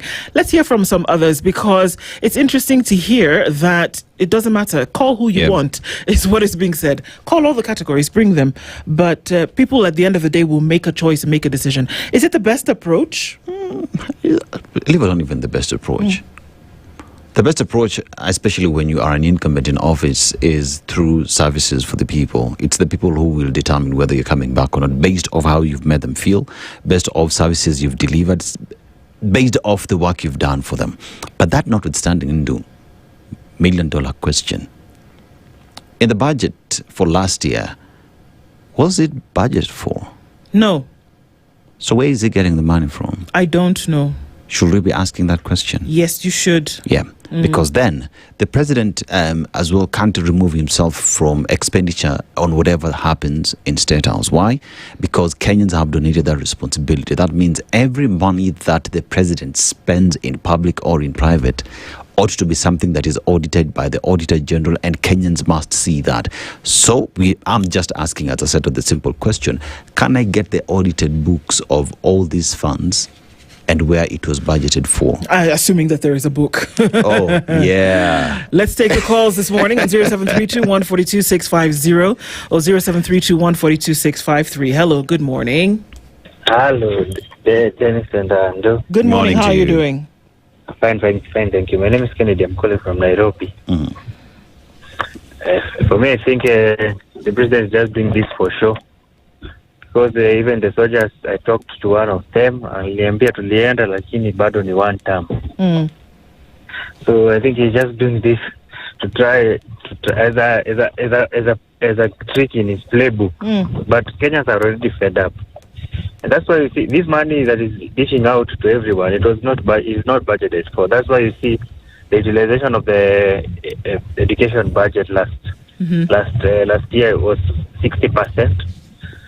And given that almost 60% of the budget is salaries, that means the 60%, the money capitation was not being sent to school. That was part of the money that is being dished out in this kind of meetings that is calling. And also the State Department for special programs that State House exceeded budget by over 1,000%. So that means he's really trying to bring all people on board. Now the next time, inafikiria sasa ataita hata mama mboga. Should be expected. Yeah. So everybody gets an invite. Hata ukiingia huku mtaa unasikia twende tufanye kakitu ndio State House. Because it looks like because sasa watu wa bodaboda wameshaitwa. Sasa watu wa Uber sasa wanasema sasa sisi tunafaa twende pia sisi. Sema tunataka kwenda State House, tutaitwa huko. Tuwe hiyo 10,000 mtu aende amaliza loan yake ama kalipe rent or something. Yes. Because Kenyans are really tired, but no one, hakuna mwenye anakatanga hata pesa ya bure. But if hata mimi nikiitwa, mimi naenda tu, lakini ni one time. Okay. Because it's 10,000 for free. Why should I pretend like I'm the holiest of thou that I will not eat that much? Actually, it's our money. Indeed. Yes. Thank you very much for your call, Asante Sana. A couple more of those coming in this morning. Shall we take them? Okay. Good morning. Morning to you. How are you doing? I'm fine. I'm Agri Okanga. Yes, Agri. Where are you calling from? I'm calling from Kibera. Okay. What are your thoughts, sir? My thoughts to Mr. President is just to tell him that he should have stuck to the bottom-up agenda. The manifesto which he wrote on in 2022 on the manifesto of Mama Mboga, Boda Boda, and the Hustler Nation. If all that was to be implemented, I think there was no need of calling meetings at State House because I'm feeling that is just a PR exercise in utility, and it is not going to yield enough fruits from the mindset which people already have. In fact, most of the people going at the State House are being recycled. Bearing in mind we have his cartels on the ground who normally pick the same names, the same for every meeting they are there. And so that meeting makes no difference to most of the people. If we should have created jobs the way he said he will be creating 500,000 jobs every year, we should not be seeing such a type of meetings at State House. Agree. You think the president has moved away from his better agenda? He has totally moved away from his agenda, and he has diverted to things which are not helping any common man. You call people at State House, you give them 10,000, you take the same 10,000 with the left hand through the taxes. I'm requesting Mr. President to just polish up and improve on the health sector, to improve on the education system and on the food security. Because once he does that, I doubt if people will be vulnerable to be visiting State House. Because most of the people visiting State House are vulnerable, have no jobs, and so they are going there for tokenism. The 10,000, maybe they could pay rent 1 month and do shopping for like 2 weeks. I hear you. Thank you very much. I agree. Your points are actually quite valid. I mean, just listen to that. Thank you so much. Let's hear from some others. But listen to that, where it's clear. He's saying, you know what? If some of these things were working, that you make a call to State House, the likelihood of them appearing in numbers is reduced. Because these things are being sorted. They don't need to come. You wouldn't even need to call them. You wouldn't need to call them because things were actually working. So there would be no need. There would be no need. There would be no need. Okay. We'll hear from you guys this morning. 0732142650, 0732142653. Yes. So, Mtuflani says, Aseto, yes. Ati clergy even know which cabinet has sugar Okoh State House. Msemokweli says Ethicon himself has been bought a mansion worth 87 million shillings in Karen. We don't know that. Yeah, okay. We don't know that, but that's according to Mtuflani. Msemokweli says this is impunity and disregard to rule of law and constitution by Kasongo. You can't use public money and resources to do political campaigns for your party, and other politicians aren't. Ama hizo bahasha za 10k ni kuosha pesa, dirty money into the system. That's according to Mtuflani, and questions being raised. Can we benchmark with our neighbors? Does this happen? That is according to Linda Agola, and yes indeed, great question. It's for campaigns. Ndio watu waambiwe personalized two-term campaigns, according to Smokey McBandit. Waweru 2012 says most Kenyans will be bored except for a few all Kalau. It's high time we taught politicians a lesson. Kula pesa and vote against them. Madly African, we need to hold corporate G4S etc. attending State House lottery. You can't fence seat on matters of national interest. You must stand for something. Being a puppet of Ruto will not cut it. Samuel Karongo says we got a president and executive after grossly failing to dispense good governance, as our powerful constitution has resulted to expend public funds to buy political support and absurd wars and corruption. Yep. It seems to people that this is not about anything in terms of development, but just to make sure that people are on your side when it comes to the election. Yes. We'll take a couple more calls before we go to the break. Hello, good morning. Hello, Nduh. Good morning. Good morning. How are you doing? We're fine, thank you. How are you? Let me only pass a question. I'm Biwot from Nandi. Yes, Biwot. How many times did Kibaki call people to State House? Let us ask ourselves. I can't remember. I don't think so. How many times? This is a waste of time. Let us not waste time with this. I am tired. Okay. Yeah, you too. Couldn't have said it any better. Yeah. Okay, so what we're going to do right now is that we're going to take a quick break. And then we're going to come back and continue taking your calls. Don't go away, folks, because we'll continue this conversation. We definitely want to hear from you. It's 9:30 on the nose. We'll come back and continue. We'll take your calls. Worry not, as we continue to get your comments. Biwot has put a full stop there. I'm tired. I said I'm tired. Let's stop wasting time. Wait. Okay, we'll be back after this, folks. This is the Situation Room. The only way to start your day. Traffic.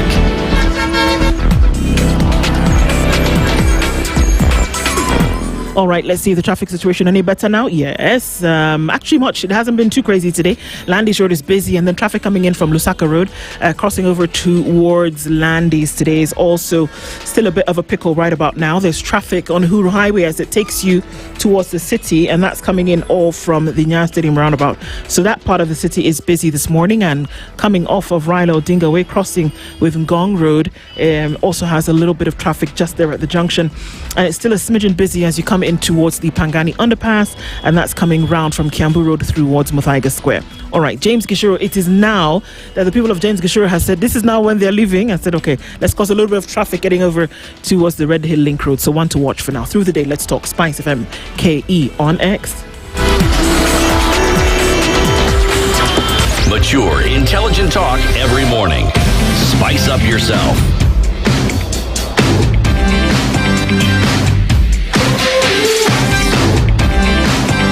Mornings done right. 94.4 Spice FM, Nairobi. All right, and we continue with our conversations this morning. Dear Mr. President, is where we are. The State House visits, are they solving problems or are they buying time? And we're hearing from you. Biwot ended that first bit by saying, look, we're wasting time here. And it's very clear that this is a waste of time. It's a waste of resources. Let's figure out where we're going with this. All right. Dennis from Ahero calls in this morning. Hello, good morning. Yeah, Dennis from Ahero, Kolombaka. Good morning. How are you doing? Quite fine. Tell us, what are your thoughts? State House visits, are they making sense or is it political? It's making sense because if you can maybe think of places where you would like to visit, like for example, maybe you are told that there is a park we are supposed to visit and the State House.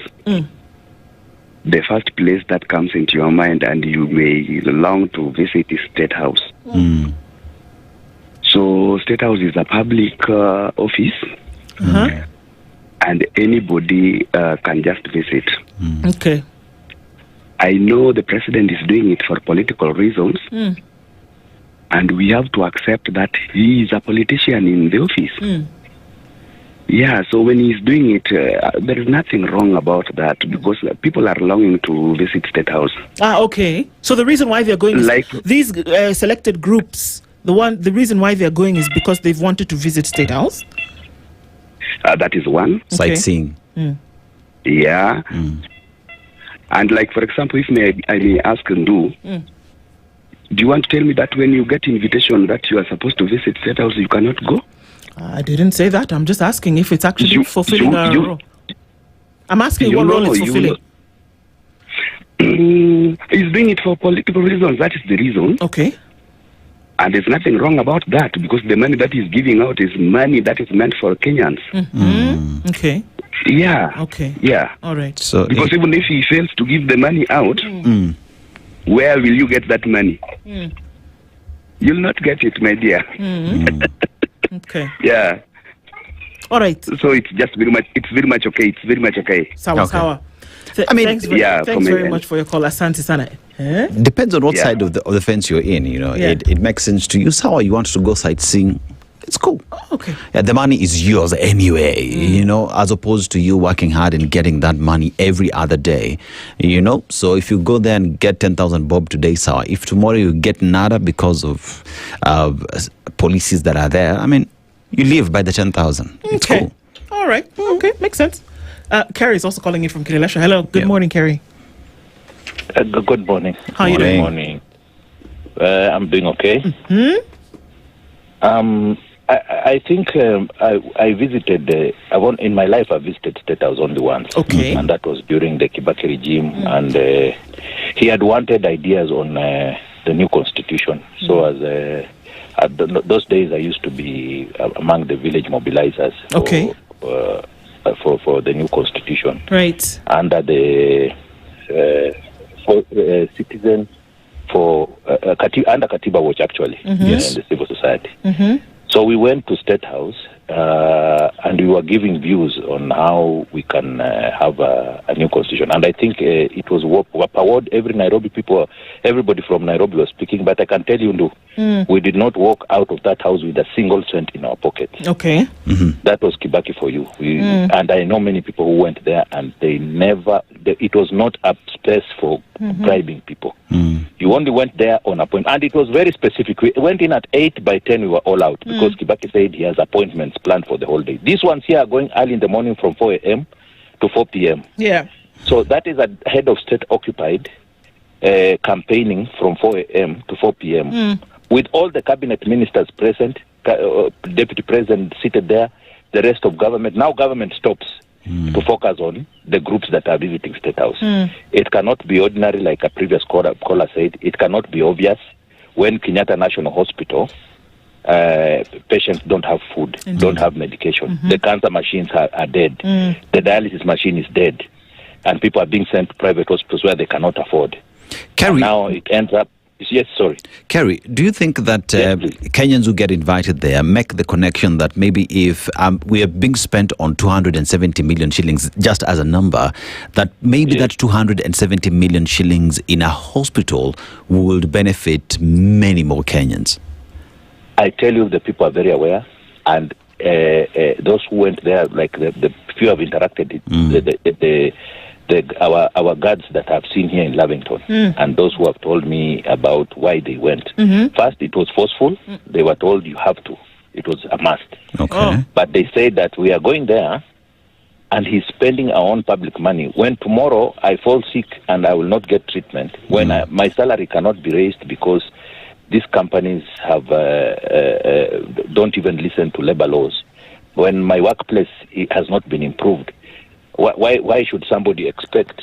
Why should somebody expect that I should vote for them, or just because for one day he has given me 5,000? So our people are very aware, even as they scramble to State House gates. They are very aware that this is a scheme a bribery scheme, and they are seeing it through what it is. Okay. And I'm just wondering, doesn't the president have advisors who can tell him, instead of wasting time on such things, why don't you do what is necessary? Because if you have the energy to shout from morning to evening, why don't you put the same energy into doing what is right? Good question. Yeah. Kerry, thanks for your call. Let's hear from some others this morning as well. Thank you very much. Thanks for contributing. All right. Hello. Good morning.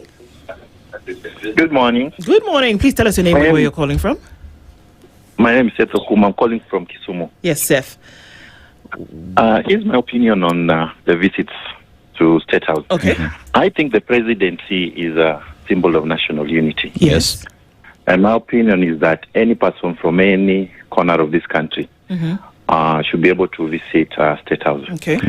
As to the cost implications that you keep on talking about and other Kenyans keep on talking about, I think every financial year their audit accounts on how State House spends money on what and where. And to state that the president cannot host delegations or attaching a cost to it is missing the point. Whenever we approach an election, it is important to have national consensus. It is important to have the nation heading into an election as one. And so my thinking is that when we are having these meetings, the president is trying to build consensus as a nation that which direction do we want to take. Not necessarily because he would want people to vote for them, but because of the experiences we've had in the past, that it is important to have a unified nation as you go into elections. There are those basic things you should agree on as a nation, and then you head into an election. So I am looking at it from the perspective that the president wants to bring the nation together. Whether they vote for him or they do not vote for him is immaterial. The point is that the nation heads into an election together as one. And my opinion is that you cannot put a cost to peace. You cannot put a cost to that. If that is what would lead Kenyans to having an election that is devoid of violence, an election that is free, an election that's fair, let us allow the president to do that. In any case, we elected him to represent us. If he's meeting people who are Kenyans, I don't see any problem in that. That will be my opinion. Is the country divided or fighting for the president to call meetings ostensibly to encourage peace as we head to the general election? A few days ago, a member of parliament from Central, I think, was arrested from the citizen precincts based on the comments that they made on national TV. If you've heard the sentiments coming from leaders in Central, leaders in Western, leaders in Luo Nyanza, it points towards a dangerous trajectory. We have been there before as a nation.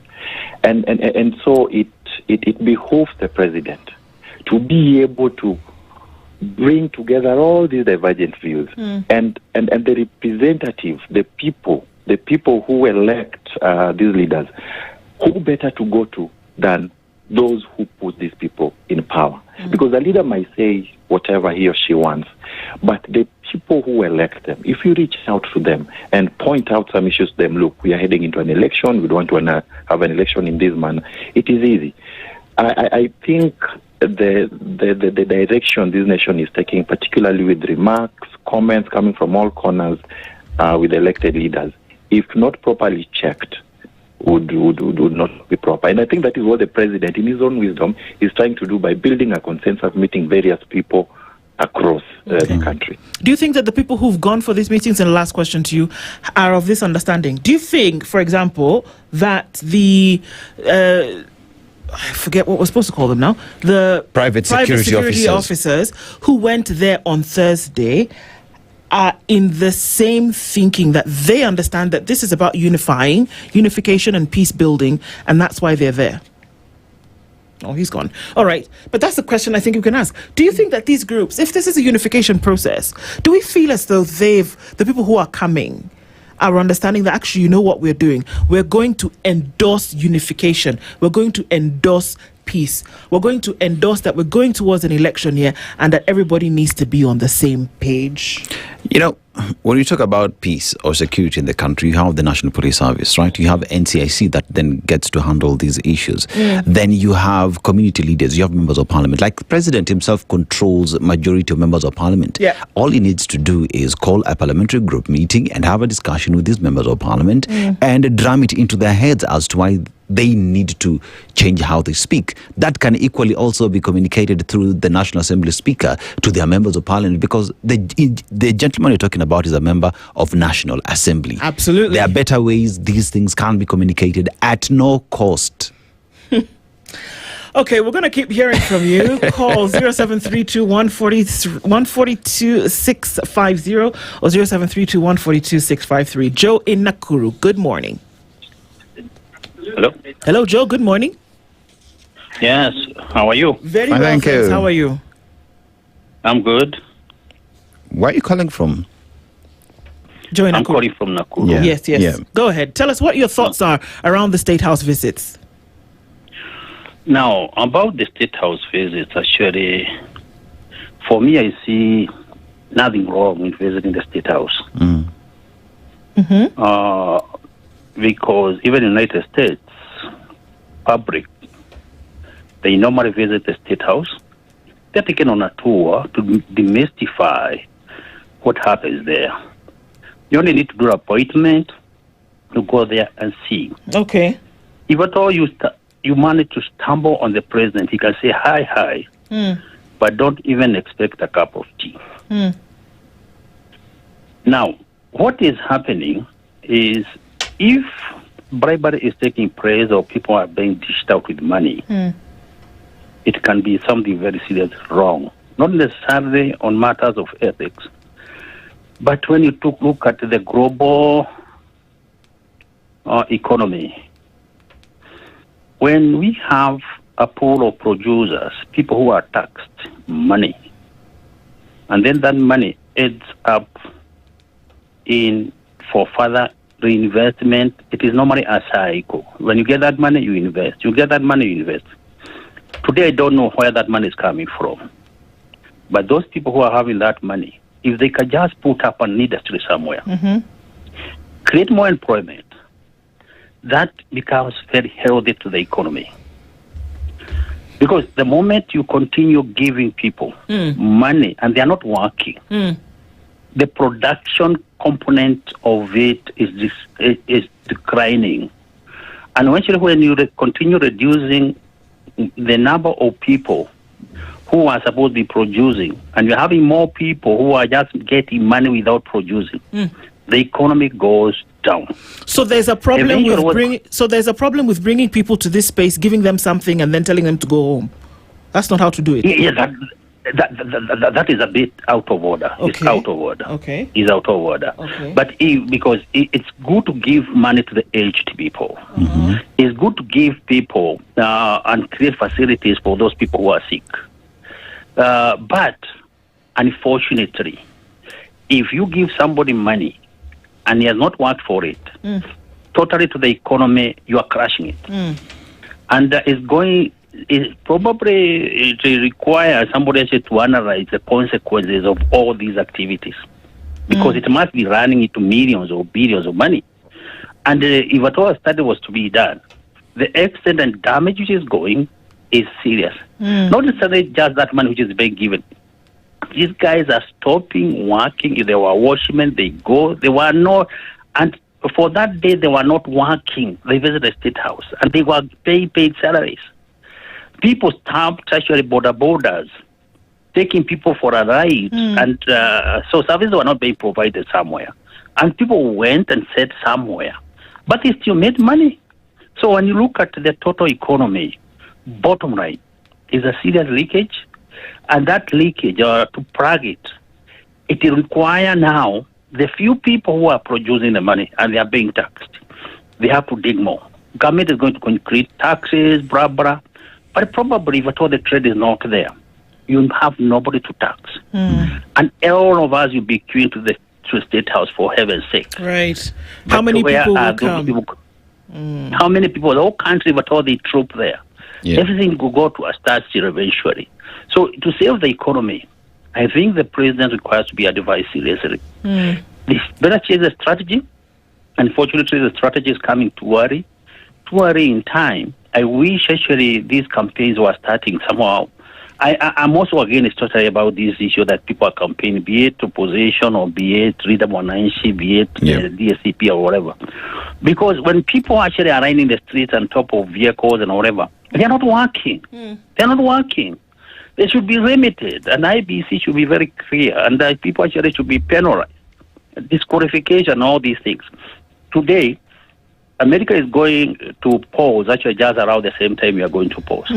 They don't have a candidate even for presidential for Democratic Party. They are doing serious preliminaries, and they are doing it in a very calculated way. So as we lobbying, we want to be a civilized economy, but we don't do things in the right way. When people actually they are waiting for Sifuna, they are waiting for Gachagua, they are waiting for the president, people are not productive. See what you want. So you talk of just that short instance that we have people in serious campaign mode. Like it was happening to Okoh. It was all in the news. Yep. People are not farming. So when you explode that onto the scale of a national level, definitely things are not going right. All right. Tomorrow, you're going to have people in the streets. All of us are going to become beggars. I'm sorry to say that. That's the point. Joe, thank you for your call. Let's hear from some others this morning as well. Wow. Hello, good morning. Hello, good morning. Good morning. Good morning, SpiceFM. Good morning. Please tell us your name and where you're calling from. This is Edwin from Kisumu, Europe. Yes, Edwin. What are your thoughts? Are these State House visits achieving anything? I'm so humbled. How was your weekend? Very well, thank you. And how was yours? Mine was too good also. Fantastic. Let me just concentrate on the matter today. I think we have got a president who thinks that he's most learned and the rest are imbeciles. Okay. The way he comes and the way he talks to other Kenyans seems like he's most learned and the rest are imbeciles. The bribery level to the Kenyan taxpayers. You know, the taxpayers' money is being misused. That is why you see the level of bribery has come up. How comes that you invite the Kenyans to visit the State House, whereby they are being bribed, 10,000 each? If you make the calculation, amounts to more than 200 million. When you check on the sector of health, the health workers are striking. Why?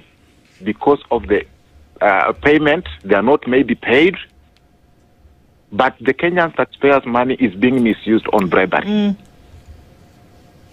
That is totally rubbish to me.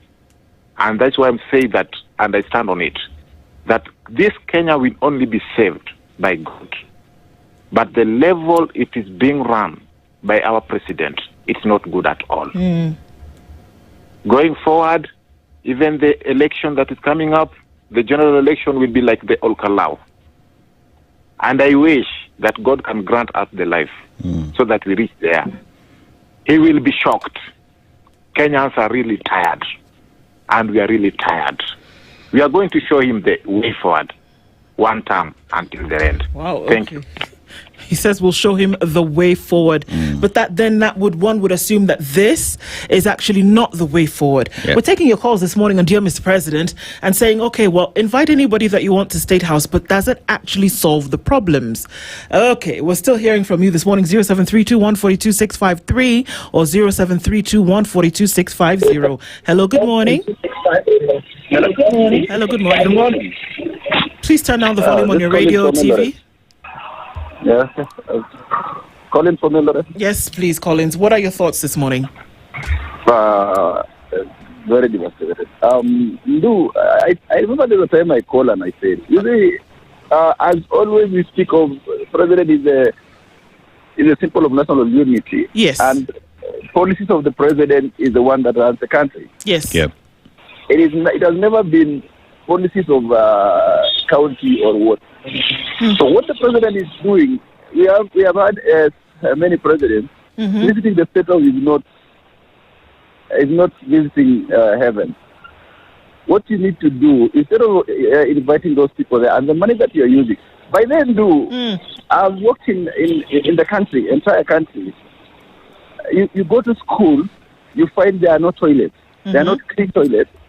You are using 100 million bribing people. 100 million can build you one toilet. A 5 million toilet costs 300,000. How many toilets would you have built in schools? True. Schools don't have water. Yeah. You are calling people there who are working and being paid. You are giving them handouts every day. You use 100 or 200 million every week. How many boreholes would you have dug in the arid areas? True. Like Lodwar. You go to Lodwar, people are running in, down the streets. They don't have toilets. They go to the bush. And you see, I think we are losing it as a country because I think what is the economy of a country? We always have three things: health. The first one is education, health, and food security. If the president has only done, leave alone with the roads, leave alone with the airport, leave alone with the 4 lanes, what do you call it, Mau Summit Road. You are doing Mau Summit Road at a cost of 200 or something billion. Yeah. And we don't have schools. True. We don't. Our hospital has been on their knees. Yeah. The parole. Let us ask ourselves the real question. You see, even Singapore. Somebody said Singapore, we are going to Singapore. It's okay. Building road is not taking us to Singapore. No, it's not. Singapore is not, roads were not built in Singapore. The first thing that King did when he came in, he dealt first with corruption. He did. He said, no, from now onwards, corruption is zero. Yep. Poverty level in Singapore is 1% or 2%. Corruption level in Singapore is 0.5%. What is the corruption level in Kenya? What is the poverty level in Kenya? Those are the questions that must be asked. Start deal with the basic things. Basic. Houses are not the problem. The problem is that people don't have money in their pocket. You know, what Kibaki did, he came in and made sure, okay, they were stealing in Kibaki's government. There was no, but people were feeling the money in their pocket. The purchasing power was high. Yep. Right now, if you go to a supermarket, 1,000, you just come with 2 items. You will not feed your family. True. So I think we are getting it wrong as a country by praising people who build. I believe roads should be the last thing. We should deal with the basic. It's like you in the house, you do. In your home, you have 1,000 shillings. Or you have 100,000. Will you go and build a house and you are inside the house, or you just take your kids to school? You make sure that your kids are healthy, and you make sure that they eat. Yes. Yeah. This is the question. You do the basic things. That is the first thing that the president would have done. Food security. You see, you tell us you've reduced fertilizer from 6,500 to 25. It's okay. But when you go again, ask the farmer. Fertilizer is only 10% or 15% of the farm input. So have you helped? No, because still fuel is high. That person will come and calculate your land, for your land and do everything. The cost is still high because the fuel is high. Okay. Taxes on farm input are high, except fertilizer. So we are just rotating on one thing and promises. Anyway, let us pray as we have been saying, God will help us in front there. I guess so. Thank you very much for your call this morning. I mean, there's a point that he's made today. Yeah. All right, we'll take the last couple of calls this morning. Hello, good morning. Good morning. Morning. And Aseto. Yes, morning, sir. how are you? I would like to summarize my name because time is over. I'm Karaja Waweru from Nakuru, Bahati. Yes, Karaja. Yes. President Dr. William Samoei Ruto was elected with a goodwill by all the persons who elected him. And he would have been the best president ever in Kenya if he had ruled the country using the constitution in the right way. But from the look of things, he was not ready to be elected. He thought he was just trying, then he would try the next time. So when he was elected, he was confused. May I also say this? President Ruto is fascinated by crowds. Initially, he used to attract crowds organically. For him now to attract crowds, he has to pay them. Imagine the man was wasted by those people who he invited in the State House. In 1992, we were invited by the late President Moi in State Lodge in Nakuru, where he gave us each 200 shillings. I remember I picked 200 shillings from State House. Yeah. That crowd then is different from the crowd now. Most Kenyans are very much enlightened. Or Kalau should give him a lesson or teach him a lesson. Yeah. Now the sad thing is this. The president is making Kenyans to be dependent on handouts. And this habit is entering into people's mind slowly by slowly. Yeah. So instead of making people creative and work hard, he wants now to be standing out on the road. The late President Moi used to give out money on the roads, in State House and everywhere. He is a student with Moi, but he's forgetting, he's taking Kenya the wrong way. Yeah. So this culture of dependence, this culture of making corruption as if it's the in thing, is the one that will spoil Kenya. May he stop this bad habit and go back to the goodwill he had of the people and rulers using the Constitution, the Katiba, right. And Kenya will go well. Thank you very much. Thank you very much for your thoughts. Thank you for sharing that with us this morning. And thank you for everybody who's called in, because one thing that is clear on many people's minds, this is just not cutting it. There needs to be something else. There needs to be something more. And just looking at comments that people are making this morning, it's not unification. You know what 270 million can do? Buy a new zero mileage MRI machine. Do with that information what you may. Yeah. Okay. Thanks for everybody for keeping it in the Situation Room this Monday morning. This is how we start off the week, and let's get into it. It's important that we do, and more conversations coming as we do. Asante Sana. Good morning, everybody, and have a good day. Regardless, try, and let's keep talking. It'll move the needle one pinch at a time. Good morning. It's 10 a.m. The latest news from around the world. 94.4 Spice FM.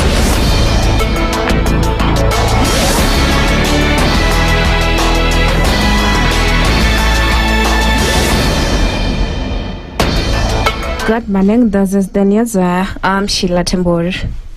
Deputy President Kithure Kindiki has praised the broad-based government, saying teamwork has improved efficiency and made it easier for the administration to deliver on its mandate. Speaking at the ongoing broad-based parliamentary group retreat in Naivasha, Kindiki said the partnership between Kenya Kwanza and ODM has strengthened coordination and supported President William Ruto in running the government.